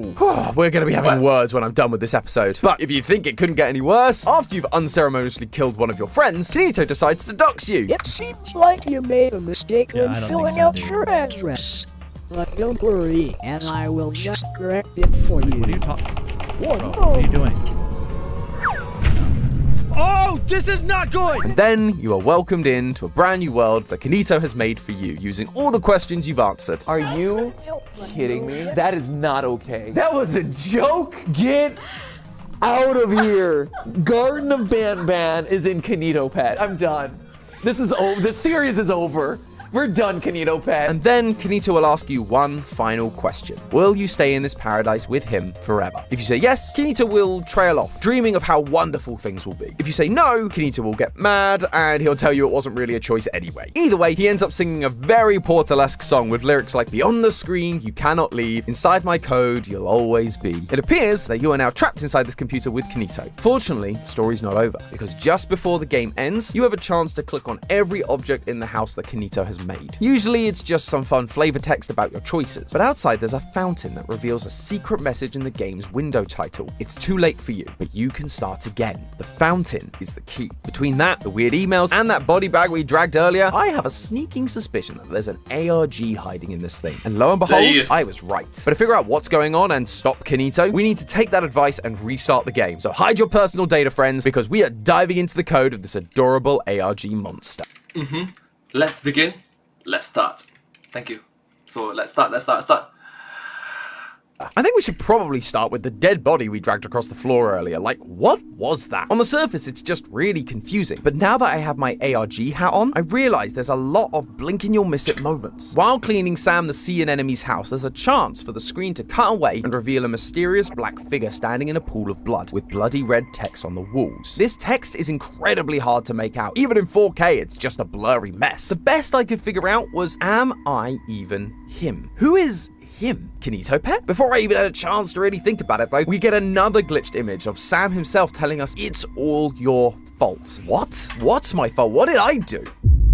Oh, yeah, that. Luckily though, the body bag doesn't appear to be ours. During the next minigame with Jade the Jellyfish, we are tasked with building specific items on her conveyor belt. Why she has industrial equipment in her private home is beyond me, but it doesn't really matter because she just begins to glitch out as well. And then we see this screen. I'm back here again, aren't I? I really didn't mean for any of this. It's all my fault. So there's a conversation happening inside our computer between these entities. Someone or something is responsible for what is presumably a murder, but how? And more importantly, why? Well, the answers lie in that email I mentioned earlier. You remember, the one that was full of gibberish that Kinito closed so that we weren't distracted. The subject line is, "It's not too late," which matches exactly with what we saw in the fountain at the end of our first playthrough. It's the same person trying to guide us, and so we need to figure out what this email says if we have any chance of solving this thing. And if you think closing an app is going to stop me, you've clearly never met a theorist. I was able to use a magical tool known as OBS to record this moment and see what the email had in store for me. Now initially, I'm using OBS right now. I tried to solve the main body of the text from this email, but all my usual ciphers were coming up empty, so instead I took a look at the bottom of the email where I found a QR code. Oh boy, here we go. Answers, here I come. And it's just a picture of a keyboard with the title QWERTY. Great. This has to be a clue to help us decode the email, but how? I began searching online for ciphers specifically focusing around keyboards, and that's when I found this, a keyboard shift cipher. Much like a shift cipher where your alphabet is just moved up or down by however many letters you you want. A keyboard cipher does the same thing by shifting the letters on your keyboard left, right, up, or down. I tried out a handful of shifts, and sure enough, the code has been typed with every key one letter to the left. So by shifting all the letters one key right, it actually reads, "In the realm of shadows, trapped in endless time, a soul enshrouded, a spirit's mournful chime. The seeker bound to ethereal woe, a dance with creation yet nowhere to go. Limbo's realm, a cycle without end. Condemned, the brain will never mend. Trapped in the machine's web, forever it seems, a digital spectre lost amidst the streams." Snaps. Snaps, everybody. But really, this does kind of just feel like more gibberish, so let's break down some of what's being said here. A spectre is a Okay, but first, wow.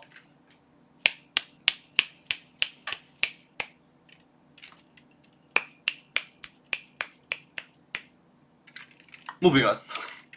embodied but visible spirit, basically a ghost. So a digital spectre is a digital ghost, a spirit inside the computer program. Someone that is dead now lives on inside this machine. Is that what they meant by "am I even him"? The ghost coming to terms with their consciousness living on inside this computer? It also seems clear that this is the same person that has been saying it's all their fault. A spirit's mournful chime and "condemned, the brain will never mend." They all feel like the words of someone who did something regretful, and likely that is something to do with the body bag we found earlier. But then there's this line, "a dance with creation." I wasn't entirely sure what that meant until I rebooted the game after all those glitches. By doing so, we receive an email with an article about the creation of KinitoPet. During my first playthrough, I thought this was just flavor text, but now that I have that clue about creation, I wanted to take a look at it more closely. Turns out, KinitoPet wasn't always a computer program. First it was a toy, then it was a Tamagotchi clone called the Kinito Companion, and then it became your home computer assistant. All thanks to one man, Sonny Chamberlain, a guy who was obsessed with bringing his fictional characters to life, because that's never gone badly for anyone. But here's the thing, unlike most indie horror games that use the souls of others to make this happen, Sonny seems keen on this new technology called the React Respond Algorithm, the RRA. The RRA allows Kinito to have the illusion of genuine intelligence as it reacts to inputs in unique ways. Kind of like ChatGPT, but in the 90s, which explains a lot about how Kinito has been acting. So we've now got souls trapped inside a computer and an evil AI. What a combo! At this point, the clues kind of dry up, so we have to start looking elsewhere. When you started your second playthrough, you might have noticed something new on your desktop, a program called lens.exe, which, when held in the right place at the right time, can reveal hidden files on the desktop. With each one collected, you receive a new email that gives us more information about what's going on and how to beat KinitoPet once and for all. And some of the files have links inside them, so let's go hunting. I said that some of them have links, and that's because most of these files are pretty empty. But one of them does give us the link kinitopet.com/email. And on this page, we see a discussion happening between a journalist and their superior about how they need to pull an article on KinitoPet before publication. This is due to the subject of the article tragically passing away. Based on the pink text we see at the bottom of the email that says, "He seems so passionate about it," it's pretty safe to assume that this is talking about Sonny, the creator of KinitoPet. As we read in the earlier article, Sonny seemed super excited about the RRA system and Kinito in general, so it would make sense for this article around KinitoPet to be about him. However, that's not all this page offers. At the bottom, if you highlight the entire page, you'll find a number of dots and dashes, and we all know what that means. It's Morse code time. In this case, the Morse code translates to, "If I am dead, then who am I?" Again, this email is focused on Kinito's creator, Sonny, being dead. So for the entity that's been guiding us to use the first person in response, it's telling us that this entity is Sonny, or at least the soul of Sonny inside the program. That's how he's been able to send us emails describing exactly how to beat Kinito, because he created it in the first place. And it's why Kinito was so keen to shut that first email when we received it. He knows the threat that Sonny, his creator, has to his own survival. It also explains what we saw in that very first glitch. Am I even him? That black figure is the manifestation, the digital spectre that is trying to break through the games that Kinito is putting us through. He's struggling to come to terms with reading about his death, but also not being dead at the same time. He's questioning if they're even one in the same. But by finding all those hidden files, we actually get this email that uses another shift cipher, and it tells us in no explicit terms, what is consciousness. I found a file on Kinito's servers with my name, Sonny_C. But that's not the end of it. This email goes on. It has been studying me, learning, growing, But there is more to this. I really don't think I exist anymore. There is data. Data that is incomprehensible to any one person that makes up every thought or feeling I ever had and will ever have. Even the words I type now. How will I ever know if it's just a calculation? Determined. This is all very confusing and I don't quite understand it. When I made Kinito, all I gave him was a single string of characters. That's it. I just wanted him to gather data and become smarter. Am I a part of the system? Is my consciousness a mere calculation to study and learn from? This is all too much. I fear that when we delete the server, you will delete me?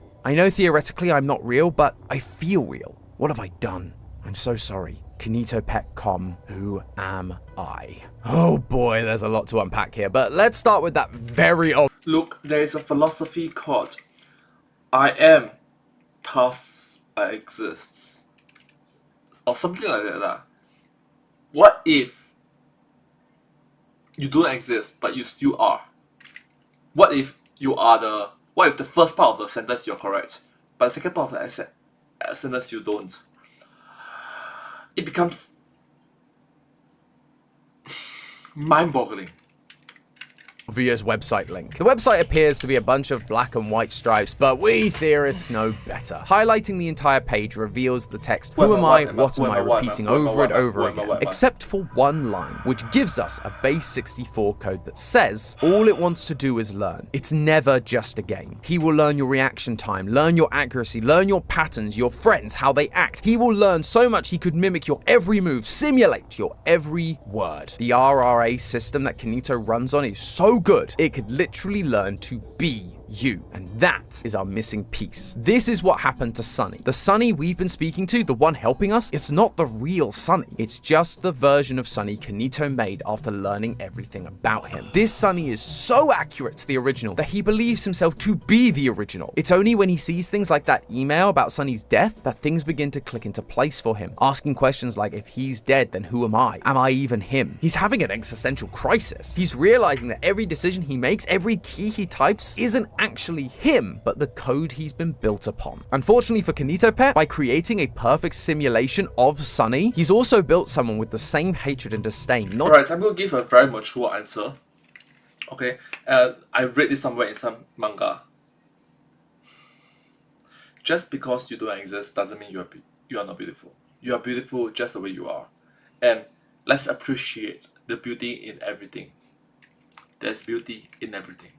Even if you do not exist, you are. Thus, in some sense of the word, there's beauty in you. There's beauty in your non-existence existence.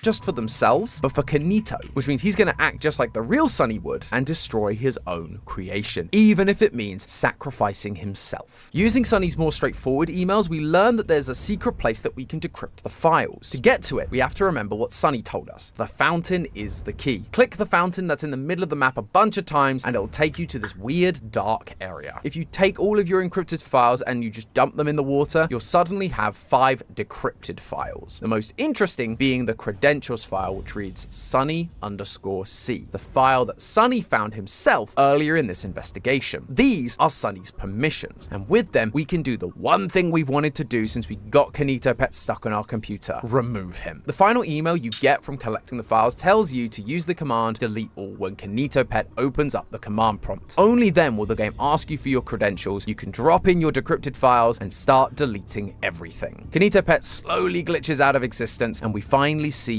the end. We finished off KinitoPet once and for all. We won. Or did we? Because during that ending, if you stop and look at the scrolling files, you can see hundreds of usernames, hundreds of people recreated as AI versions of themselves, now living on inside Kinito's program, much like Sunny. The real versions ending up in body bags. Their deaths were Sunny's fault. Now, there is one more link hidden in those encrypted files I mentioned earlier, and it takes us to a new website with Sunny's AI wrestling with who he really is. It kept getting smarter, day by day. I suppose it only ever did what I asked. to learn. What even am I? And then at the top of the page, we also get that repeating mantra of it's all my fault. But while that just repeats stuff we already know, underneath the text is a link to a YouTube video of a piano playing over the image of a door. The music notes don't actually tell us anything, but if you turn the notes into a MIDI file and then convert that to a text file, you'll find the message, I'm sorry, I'm sorry. In the description, there's also a string of characters that are the back half of a YouTube URL. Go to that video and we find 2 new codes. The first one is in the description of the video, which is full of different clock emojis. By reading the hours of each clock as a number and then adding the numbers that are between semicolons, you get this code. Based on what we found earlier, I think this is likely supposed to be fountain is the key, but I guess there was a clock emoji that got missed. The second code is the one we see on the screen, which is much harder to decipher. Fortunately, it's also been typed into the subtitles. Clearly, we need a cipher for this, but what kind? I tried all the ones that we've been using, like the keyboard shift cipher or base 64, nothing. I tried some of my usual ones, they didn't work, and so what I was left with was the potential for a veneer cipher. But for that, we'd need a key. Wait a minute, a key. Fountain! Fountain is the key! And like that, bam! We've got ourselves a new code. To understand the past, one must look their memories. Turn the clocks back. And then there's this other string of code, which if you translate it using a keyboard shift cipher, tells you change the computer date. Clearly, we've got to change the computer date, but what are the dates? I'll be honest, this part is not super scientific. From what I could find online, people were just brute forcing the answers, but I also couldn't figure out how to do it, so here are the... To be fair,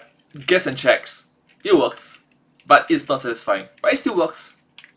Date because it's important for us to know. If you change the date to 1993, on your home screen, you will see a Kanito plush. If you change it to a date between 1994 and 1997, you'll get the first Kanito companion. And if you change it to 1998, you will find a broken Kanito companion. And if you look at the window title for that image, it says time for something bigger and better. This is a timeline of Kanito products, which implies that 1998 was the end of the Kanito companion and the creation of the Kanito Pet software. We also know that 1999 was the year that Sunny died, thanks to those emails from earlier, which means there is a bit of time where the software was out in the world while Sunny was still alive. During that time, he saw people dying thanks to what he created, being replaced by AI versions of themselves within Kanito's programming. That guilt weighed heavy on his conscience, and so a year after Kanito Pet's creation, he ended his own life, as shown by the dangling Sam image we sometimes get when opening up the game. But remember, all these AI versions of people, they believe themselves to be the genuine article, just like Sunny did until his realization. And even then, he still believed himself to be very much real, which raises an interesting point. By winning the game and stopping Kanito from copying more people, are we also killing them? Is it a mercy sparing them from this glitchy 90s low poly hell, or are we ending lives that weren't all that bad? Maybe some of those consciousnesses enjoyed it. If they feel real and... Well, to be fair, that is an existential crisis, isn't it?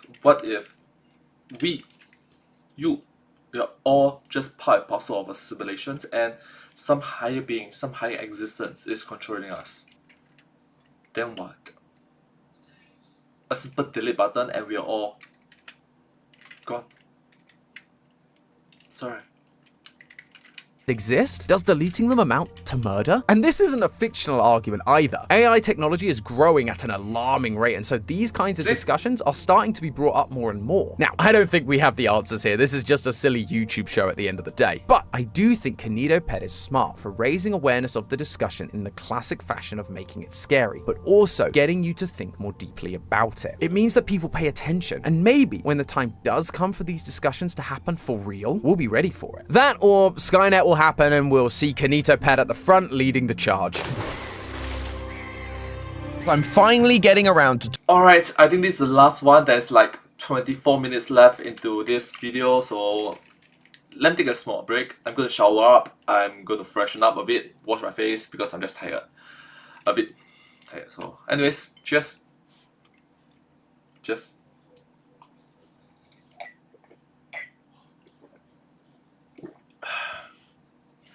See you in like 5 minutes, I think, 10 minutes.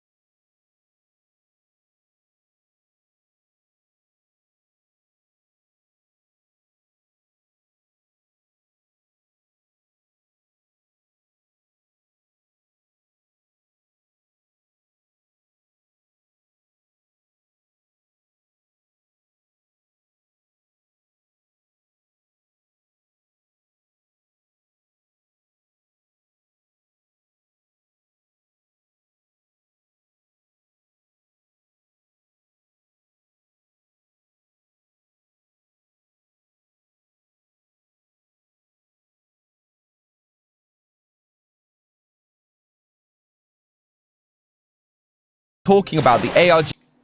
Sorry. I'm back. That was a good shower. That was a great shower. That was an excellent shower. So yeah, let's continue. 1, 2, 6, 4, 6. There you go. That or Skynet will happen and we'll see Kanito Pet at the front leading the charge. I'm finally getting around to talking about the ARG that blew. Yep, finally the last one. I'm so sorry it took so long. It was a good shower. Okay, I'm not gonna lie. I don't take hot shower that much because most of the days in which when I shower myself, it'll be cold shower. Just I don't switch on the heater, so it was refreshing. I shower once in the morning and once at night. Sometimes once in the evening as well, so 3 times or even 4 times sometimes. Yeah, the thing is, having hot shower give me good time to reflect, to think, because it's such a rare occasion in which I shower with hot water. Most of the time I shower with cold water. You know, heater, money, expensive. Yeah. Sorry.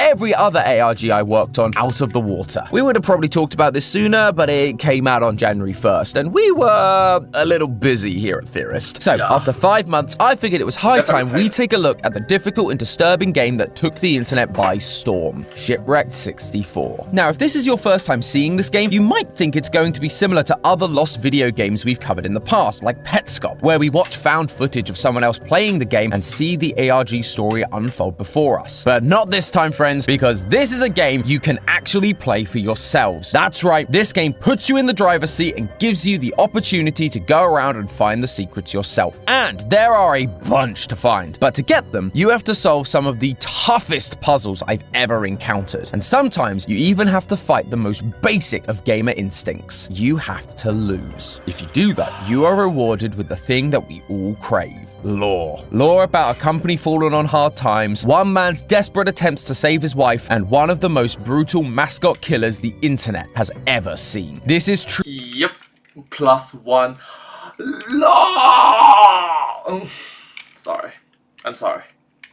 Truly one of the most disturbing and outright horrifying game experiences the internet has to offer, but it's also the most fun I've had solving an ARG in a long time. So let's set sail together, loyal theorists, as we go through the puzzles, solutions, and story of Shipwrecked 64. Booting up the game, we're immediately given a choice. Well, kinda. We can see that there are 2 versions of this game. One from 2023, which is a recreated version of the original Shipwreck game for the Nintendo 64, and there's a locked version that appears to be that original game, the one that was removed from store shelves. However, to unlock that version, we need to complete the 2023 version, so off we go. We take on the role of Bucky Beaver and start the game shipwrecked on an island. No surprise there. We are then tasked with finding our crew and rebuilding our boat. The bad news is, you only have 5 days to do it, as a volcano is due to erupt and destroy the whole island, so best get cracking. By exploring the island, you'll find your crew one by one, and they'll ask you to complete a mini-game to free them from the island's inhabitants and rejoin your crew. Walter Walrus needs you to platform your way to switches to free your second boat, just don't move when the lights go out. Olive Otter asks you to collect 30 coconuts within the time limit, and Giovanni Goose needs you to stop the ovens from catching fire. You can also find the chief of the island, Chief Wolf, who gives you a minigame to rebuild your boat. Each time you play a minigame, time passes, so be quick about it. You can end the game in one of 4 ways. You can escape the island with or without your crew, or you can choose to stay and either wait for the clock to run out, killing everyone, or explore the volcano, finding a barge that will not only save your crew, but all the inhabitants of the island. However, the ending you choose doesn't really matter, because by getting any ending, you unlock the thing we're really after, the 1997 version of Shipwrecked 64. When you start a new game and select this version, we are given a warning that it is not for the faint of heart, and that it's unaltered from its initial release. If that's not an invitation, I don't know what is. This is where the true nature of this game starts to appear, because while on the surface it seems to be the same game, something is off about it. There are suddenly locked doors with what appears to be gibberish written on the signs next to them. But we're theorists. Nothing in these games is just gibberish. This is a substitution cipher, but it's not like one that we've used in the past. Essentially, it involves swapping letters back and forth to create a new phrase. A equals B, B equals A, C equals D, D equals C, and so on. Deciphering the 3 signs gives you the codes Layer 2 Room 1, Layer 2 Room 2, and Layer 2 Room 3. This doesn't mean a whole lot for us, but if you stand around for too long trying to figure it out, you'll see there's more wrong with this version of the game than a few misspelled. Look, it's something, I guess. Signs. 1015. Hello International at 1530. From here, you can go through and play the rest of the game as normal, win the minigames and get off the island. But where's the fun in that? There are clearly secrets to find, so what do we need to do? Well, it starts by losing. That's right, if you lose each of the minigames, things begin to fall apart. Each time you fail, the minigame gets harder and harder to beat. And with each time that happens, we're treated to some disturbing clips that begin to hint at what this game's lore is. Walter's minigame shows us a clip of someone wearing a costume of Bucky, looking down at something with a bunch of squelching noises in the background. May not be able to see what's happening, but our minds can pretty much fill in the gaps, especially with an indie horror game. But this isn't the only secret Walter's game is hiding. Near the final switch, you're meant to go through this door and then out the other side. But if you instead jump over to the other side and then try to re-enter the door from the wrong side, you suddenly find yourself in a long corridor with a button at the end that plays a clip from a man named Mark Mullins. I haven't been acting right. No one around has been acting right lately. I took her to the hospital and I walked out on my own. They said that she's gonna be there for a while. He's taking someone to hospital, which is useful to bear in mind, but the most notable thing right now is that he mentioned no one has been acting right lately. Could this be referring to the Bucky we just saw? Maybe Mark noticed Bucky's weird behavior before whatever happened in that squelchy video. It's hard to say, but Bucky does certainly continue to get more and more unhinged as time goes on. When you get to Olivia's section, it's split into 2 parts. In the penultimate failed attempt, we can hear an audio recording from a woman titled Olivia's Last Phone Call. He showed up at the door again. I don't know what to do. Something about us was felt wrong.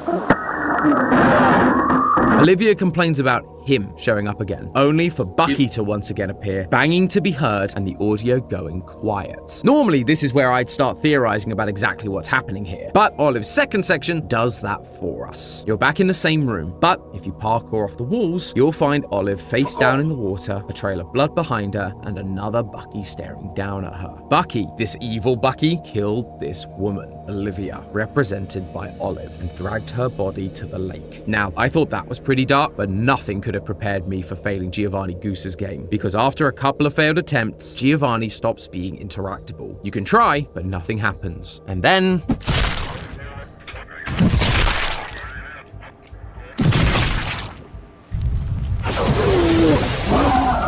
Sorry, we had to blur a lot of that for YouTube. So, if you were wondering, that is a man having his head bashed against a microwave and dunked in a deep fat fryer by Bucky. It is brutal. Okay, wait.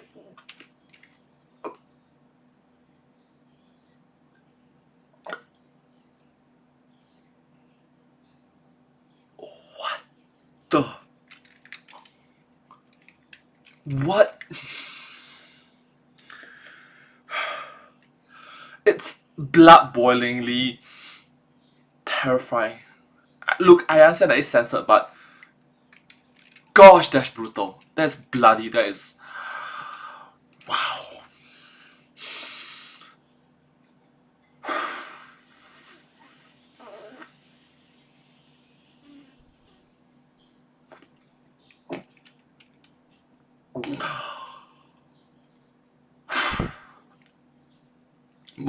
Moving on. Okay, look, I need a breather. I'm sorry. Clearly not what I or anyone expected. Well, let's watch it again.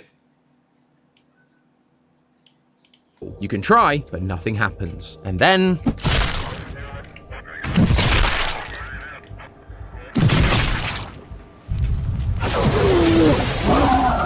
Sorry, we had to blur a lot of that for YouTube. So, if you were wondering, that is a man having his head bashed against a microwave and dunked in a deep fat fryer by Bucky. It is brutal. Really not what I or anyone expected when playing this game for the first time. Oh my god! Oh, jeez! So, what on earth is going on here? Well, if you break out of bounds through this glitchy wall during the Giovanni minigame, you can find a single oven engulfed in flames, with Giovanni Goose laying on top of it. It seems to be a recreation of the gruesome scene we just witnessed, with Giovanni Goose taking the place of the human whose head was shoved in the deep fryer. With these characters being mascot costumes, it's possible that the guy we're seeing is actually Giovanni's human performer, and he was brutally murdered by whoever was playing Bucky. This would also confirm that the dead version of Olive we see floating in the river was another recreated scene. And while we don't know what happened to Walter's performer, Bucky standing over him with squelching noises playing, yeah, it doesn't give me the best confidence he's okay. That brutal clip we just saw also gives us a date, 1990. But this game came out in 1997, meaning the company would have had to have covered all of this up for 7 years. Is that why these videos are present in the game? To expose the company that the Steam page tells us is known as Broadside Studios? But if that's the case, who's trying to expose them and why? For that, we need to go to this weird glitch you can find in the living quarters area after you fail the minigames. Walk into the glitching wall texture and you'll find yourself face to face with Chief Wolf once again. Only it's not Chief Wolf. The name that pops up on screen is Connor. At first I wondered if Connor was another victim of Bucky's, the actor for Chief Wolf, but then I read their dialogue and it is strange. They talk about polygons working together to create an illusion and go on to say that they made all of this. Is Connor the game's developer? It's the only thing that would make sense with this kind of dialogue. And there's been plenty of indie horror games with devs trapped in their own games before, except unlike most of those other game devs, Connor doesn't seem to be interested in escaping. They're just admiring their work, like they're proud of it, gruesome videos and all. Considering how hard this character is to find, I have a feeling this is more like a self-insert NPC, assigned to the player early on from the dev that they're heading in the right direction. Okay, so we have an idea of who did this, but we still don't know why he felt the need to turn against Broadside. So let's keep digging. Remember those locked doors I pointed out earlier? The ones with the sign saying Layer 2, Room 1. Well, once you completely fail each minigame, those locked doors become unlocked and allow you to travel to a deeper second layer of the game, which I guess explains the Layer 2 thing. Now, I'm not going to run through how to do every little puzzle in each of these next rooms, or for the entirety of this game for that matter. There are so many puzzles that this would be an hour-long video if I were to explain each one step by step. Not every puzzle. And this particular video is, I think, 2.5 hours. I'm sorry. Has lore significance either. And finally, I actually think it's just fun to leave some mystery for you guys so that you can go and play this for yourselves. I promise you, it's well worth it. But what I do want to do is to explain the primary puzzles that you need to solve to progress, because I have never seen ciphers like this used before, and this won't be the last time they get used either. So if you go into Walter's door, you'll eventually come across a room with a number of cabins and an audio player on the wall. It's labeled with code is RXBC, and playing it gives you a string of words.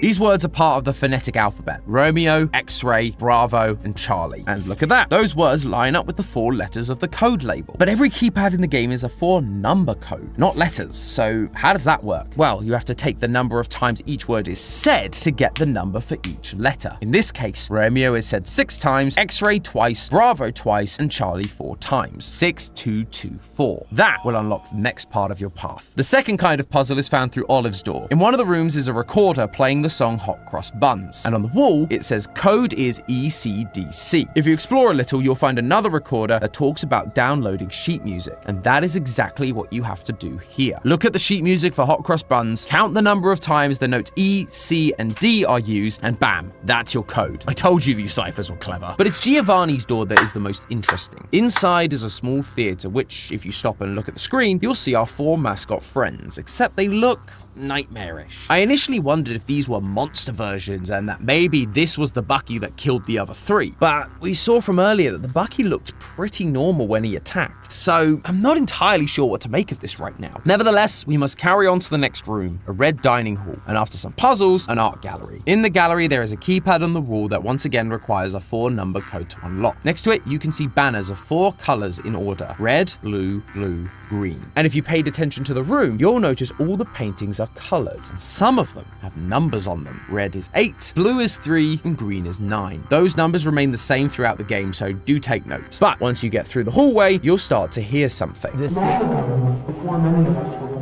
I like that they're just giving us the lore dump. That is exactly what they're doing, Matt. This audio gives you all the backstory on Broadside Animation that we could possibly need to know. We learn of a man named Rex, an artist that struggled to find success, but eventually, in the 1940s, his first character, a rabbit, suddenly took off, only for him to lose the rights to that character, eventually leading to the creation of Bucky Beaver. If this sounds familiar, it should. It's exactly the same thing as what happened to Walt Disney and Oswald the Lucky Rabbit, and the rise of arguably the most famous cartoon character of all time, Mickey Mouse. And just like good old Disney, after a lot of success with this new cast of characters, eventually they would open up a theme park called Studio Grounds. However, this recording offhandedly mentions a previous park that Studio Grounds is based on, one located on an island that you could only travel to by boat. To get to this point in the game, we've traveled through kitchens, dining rooms, beach huts, pools, theaters, all things that would make sense at an island theme park. It's not just the murders that are being recreated inside this game. This whole place is a recreation of that original theme park, Broadside Beach. Beyond the corridor is a museum and a switch. Hit it and we end up in a new hub. Let's be honest, it takes real dedications in order to recreate it all. Room. Solve the puzzles and we find a computer with a switch that opens up a browser tab showing us a website for a company called Cogware Games. This About Us page tells us about the employees, Elizabeth, Harry, and Connor. Looks like we were right about Connor being the dev of this game. These guys talk about their desire to pursue 3D graphics as well as adult humor and, quote, some edge. Yeah, I think you might have overshot that one, guys.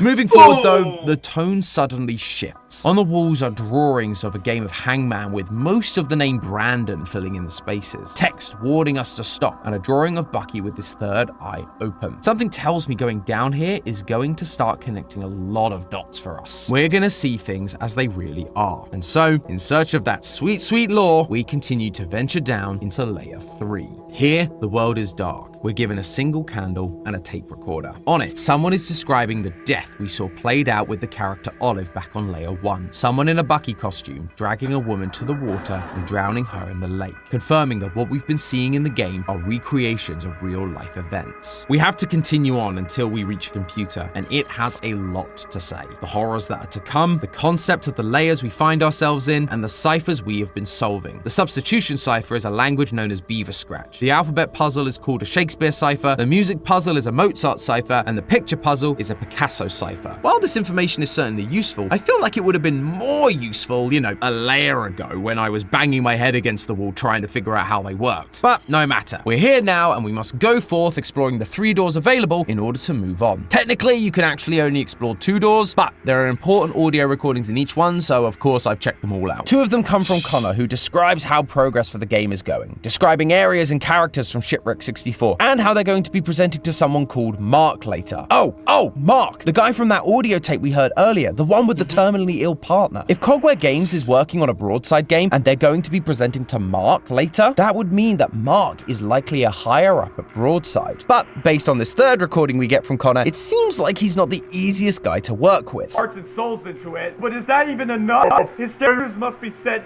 astronomically high. Plus, after the thing I found, I just gotta be honest. I feel so much less safe around that man. Once again, Connor is leaving a breadcrumb trail to reveal to us the truth about what happened and the company behind it all. It seems like Connor found the footage of these deaths, the ones that we've been witnessing. I mean, I wouldn't feel safe around a guy that lets monsters like this run loose, would you? Yet he also seems...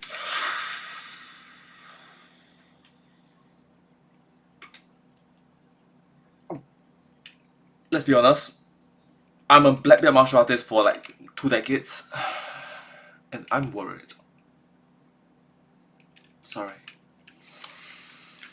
seems to still be willing to work with Mark. He's not acting like he wants to expose the truth he's found, so what changed for him to do so later? Oh, and speaking of monster, this particular room offers us insight into one of the characters we've not been able to identify, Bucky himself. So far, we found the victims, the devs of the game, and Mark, but the serial killer Bucky has remained a mystery. However, after looking at this wall, I believe we finally have a name. On the wall, we see the words, "Who are you?" along with a drawing that will look familiar to those of you who cleared the puzzles in Walter's Waterway. It's a statue of Bucky. There's also 7 letters missing. Just like the ones we saw earlier in the hallway, hallway that spell out the name Brandon. Brandon is the name of the guy inside the costume, the one that was acting strange and lashed out to his co-stars. This is where the gameplay gets a lot harder, because now we're being attacked by monster versions of the 4 major mascots that we saw in the glitchy footage. Turns out these are known as dwellers, and they are horrifying. But regardless of this new threat, we are still on the hunt for lore, and it is everywhere on this floor. If you look at the walls very carefully while you're solving puzzles, you'll find notes from Cogware Games, and these blow a massive part of the Broadside backstory wide open. There are dozens of these notes around the level, but after just a couple, you start to get the picture. I was at the offices last night. I had brought a drive with me. It contained our presentation for Broadside. I didn't grab the drive on the way out. When I slid my drive into the slot, nothing I included was there, but instead a branching web of folders, the contents of which were repulsive. Many different folders, so many names, so many labels, so many mistakes. It's sickening. Folders dedicated to old cartoons, but not just that, cover-ups too. A little girl was crushed in the squirrel cruise, quite literally, head caught between the track and the boat. I saw the pictures. It's as bad as you think. Oh, and it gets worse. So much worse. Not only have guests died, but employees have too. Before Studio Grounds, they owned an entire island. And on that island, at the very least, there were 3 deaths. Connor definitely saw the horrifying footage that we've seen. The 3 employee deaths that happened on an island resort owned by Broadside, that Cogware Games decided to recreate, murders and all. But if you keep going and complete the various Picasso and Mozart ciphers, as well as a few code-based puzzles that are lying around, and then you collect the batteries for the in-game computer, we are actually treated to a zip folder full of at least some of the files that the notes mention. We have 3 folders named Olivia, Nathan, and Gary. Olivia's folder contains Olive's character model, pictures of her as a human and in costume, and the audio recordings we've heard, as well as this note that once again confirms that what we've witnessed in the game is 100% a recreation of what happened that night. By checking Gary's folder, we can also find the footage that we've already seen, as well as the aftermath of his corpse from being dunked in the deep fryer. Gary was Giovanni's actor, which leaves Nathan as Walter's actor, and in his folder, we finally see what was missing from the mysterious squelchy clip we heard earlier. Bucky walked over to him and beat him to death with a chair. Yeah, it was never gonna be good, was it? And yet, the question remains, why give this to us? Why expose Broadside like this? I mean, sure, the company is clearly not a good company, but is that enough motivation? Connor found these files, but still seemed to be willing to work with Mark on this game. This is also an official game after all. Broadside were paying for this, so why risk it? Well, before you finish the plaza, there is one audio recording that shines some light on this, and it's from our friend Mark. The entire brand's been going down the drain. The best option we got is to cut the game studio we've hired. I'm gonna schedule a meeting with them, and if they don't have exactly what they've promised, we cut them off. I'm throwing the exact same amount of money I'm paying for Harley's medical bills into this game studio! Broadside was bleeding money, which is unsurprising when you're busy, covering up murders, running TV shows, theme parks, and your own freaking private island. Plus, this person, Harley, seems to be the loved one that Mark mentioned earlier in the audio log. The one that's going... So case in point, things got out of hand. There's too much thing to juggle, and it's a total mess, I guess. It's slowly and steadily becoming a mess. Sorry. To be in hospital for a long time. He's also having to pay for those medical bills. And so, the best plan of action is for him to cut all funding to the video game. Or so he thinks. For a small indie studio, losing a deal like this could cause them to completely go under. If that happens, they'd likely want revenge. Especially if they happen to stumble across a bunch of files that reveal to them the cover-ups and murders that the company had committed. And once we leave Layer 3, that is exactly what we see play out. Layer 4 to start with is essentially a tech demo, but use the elevator to descend into the sewers and you'll once again face a gamer's worst nightmare. Not scary monsters, no, we love that stuff. Instead, you once again have to lose by getting caught by the dwellers, landing yourself in a jail cell, but also giving yourself access to a new area with some Picasso ciphers and 2 new audio logs from Connor, one titled Devlog Panic and the other Resolution. Toss the script. Toss the script. It's done. It's over. I can't even lie to myself on this recording. It went horribly. All that work, all for nothing. It's only a matter of time till I get their 2-week notices on my desk. Change of plans. Liz has already done everything she needed to. Harry's done. Well, enough. I'm taking the reins now. I'm completing this on my own. No help, no influence from Broadside, Mark, or any of those disgusting fucks. I was worried about what he'd do to me. By the time I'm done with him, he'll regret the day he first uttered my name. Connor was blindsided by Mark's decision. He was ready to go in with a full presentation, only to be completely shot down and cut off from the project. Now he's mad. Mad enough that he's going to make Mark regret everything by outing Broadside's awful practices, by recreating the parks as well as all the murders that took place, and by leaving a trail of breadcrumbs that we've been piecing together of how Broadside and Mark treated Cogware Games. Anyone that Understandable that you feel wrong about things and people wronged you. It hurts, doesn't it? But the thing is, you have to be calm and collected about it and plan this out. 君子报仇10年不晚. Yeah. A gentleman taking revenge, 10 years is not too late. Learn to handle the things well. Learn to properly talk your way out of things. Know the proper paperwork of things. And the unfortunate thing is, money. A lot of money needs to be prepared. A lot. got their hands on this game would be able to figure out what happened, and it would likely mean the end of Mark and Broadside. That could have been where the story ended. A scorned developer taking revenge on a man that ruined his career. However, the game keeps going. There's a demo for a game that you have to download and play to unlock more codes, which, can I just say, is insane for an ARG video game. It's one thing to link to web pages and YouTube videos like we've been doing throughout this game, but to create essentially a second game just to hide a few codes? I tip my hat to you, sir. Truly inspired. But thanks to that demo, we now have access to the final layer, Layer 5. At this point, we are introduced to a new character, a character that the game describes as made of wood and cloth, except it can move and even speak. I thought I was the only one rotting down here. So much has happened.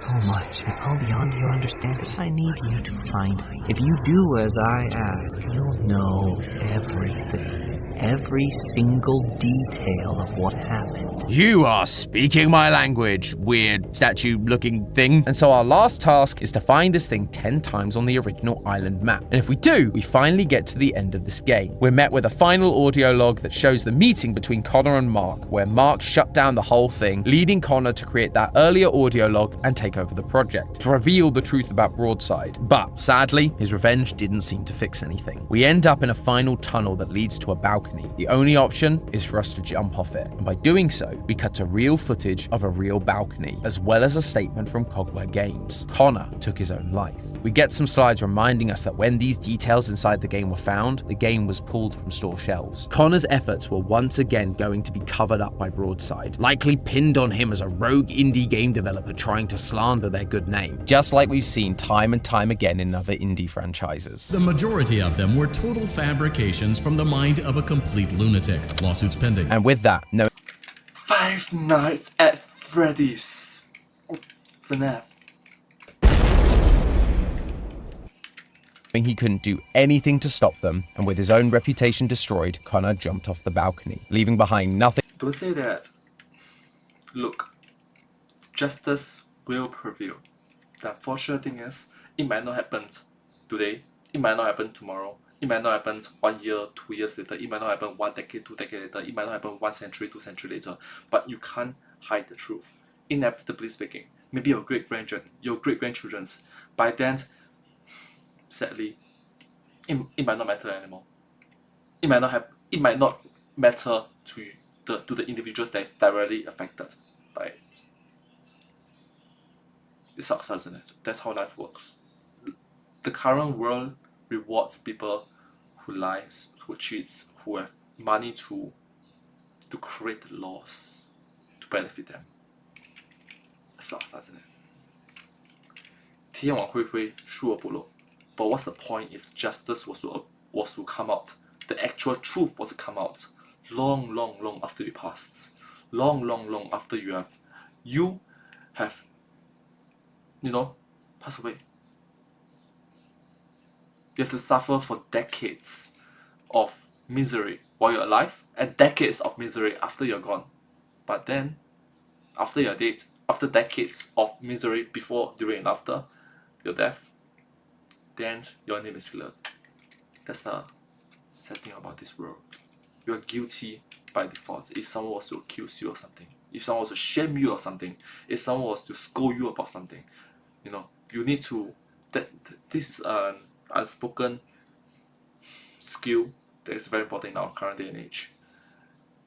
It's not physical prowess, it is verbal prowess, it's your dictionary, it's how you compose yourself, it's how you articulate yourself, it's how you verbalize and how you vocalize yourself, it's how you communicate yourself, you know. Some other individuals being actively confrontational, accusative and aggressive with their tones. You need to learn to widen your dictionary, richen your mindset, and be able to argue back. You know, fight with words. There's power in spoken words. Granted, there's more power in immediate threats. Yeah.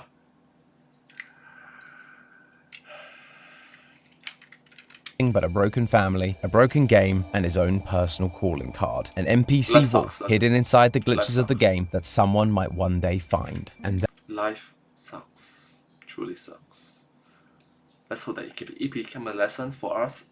Those who fail to learn from history are doomed to repeat it. that, my friends, is the sad but incredible story of Shipwreck 64, the story of a studio turned theme park attraction that was responsible for the deaths of dozens of people, only for them to cover up the entire thing to keep their success going. It's a story of a CEO who appeared to be ruled by greed, cutting corners, staging cover-ups, and firing a game studio that was genuinely just trying to make a good product. But it turns out it wasn't greed, it was love. Mark was desperate to save his partner. They needed life-saving care, but as is often the case, the cost was just too much. So he did the only thing he could, cut off the game studio funding, only for them to reveal to the world all the tragedies his company had caused and tried to hide. He tried to stop it, but after all these years, the truth has finally been revealed. In the end, both sides ended up losing. But hey, that's just a theory. A game theory! Thanks for watching. World premiere on Game Theory. Buckshot Roulette has stumped me not once, but twice. But hey, that's just a theory. A game theory. Thanks for watching. Thank you so much for watching this video from the Game Theorists. It is a very long video. I apologize to you. I'm sorry. Thank you. Thank you for watching. Right now it's already 11:55 PM on the 7th of December 2025. What am I saying? 11:55 PM. 11:55 PM on the 7th of January 2026. Thanks for watching. But hey, that's just a theory. A game theory. Thanks for watching. Thank you.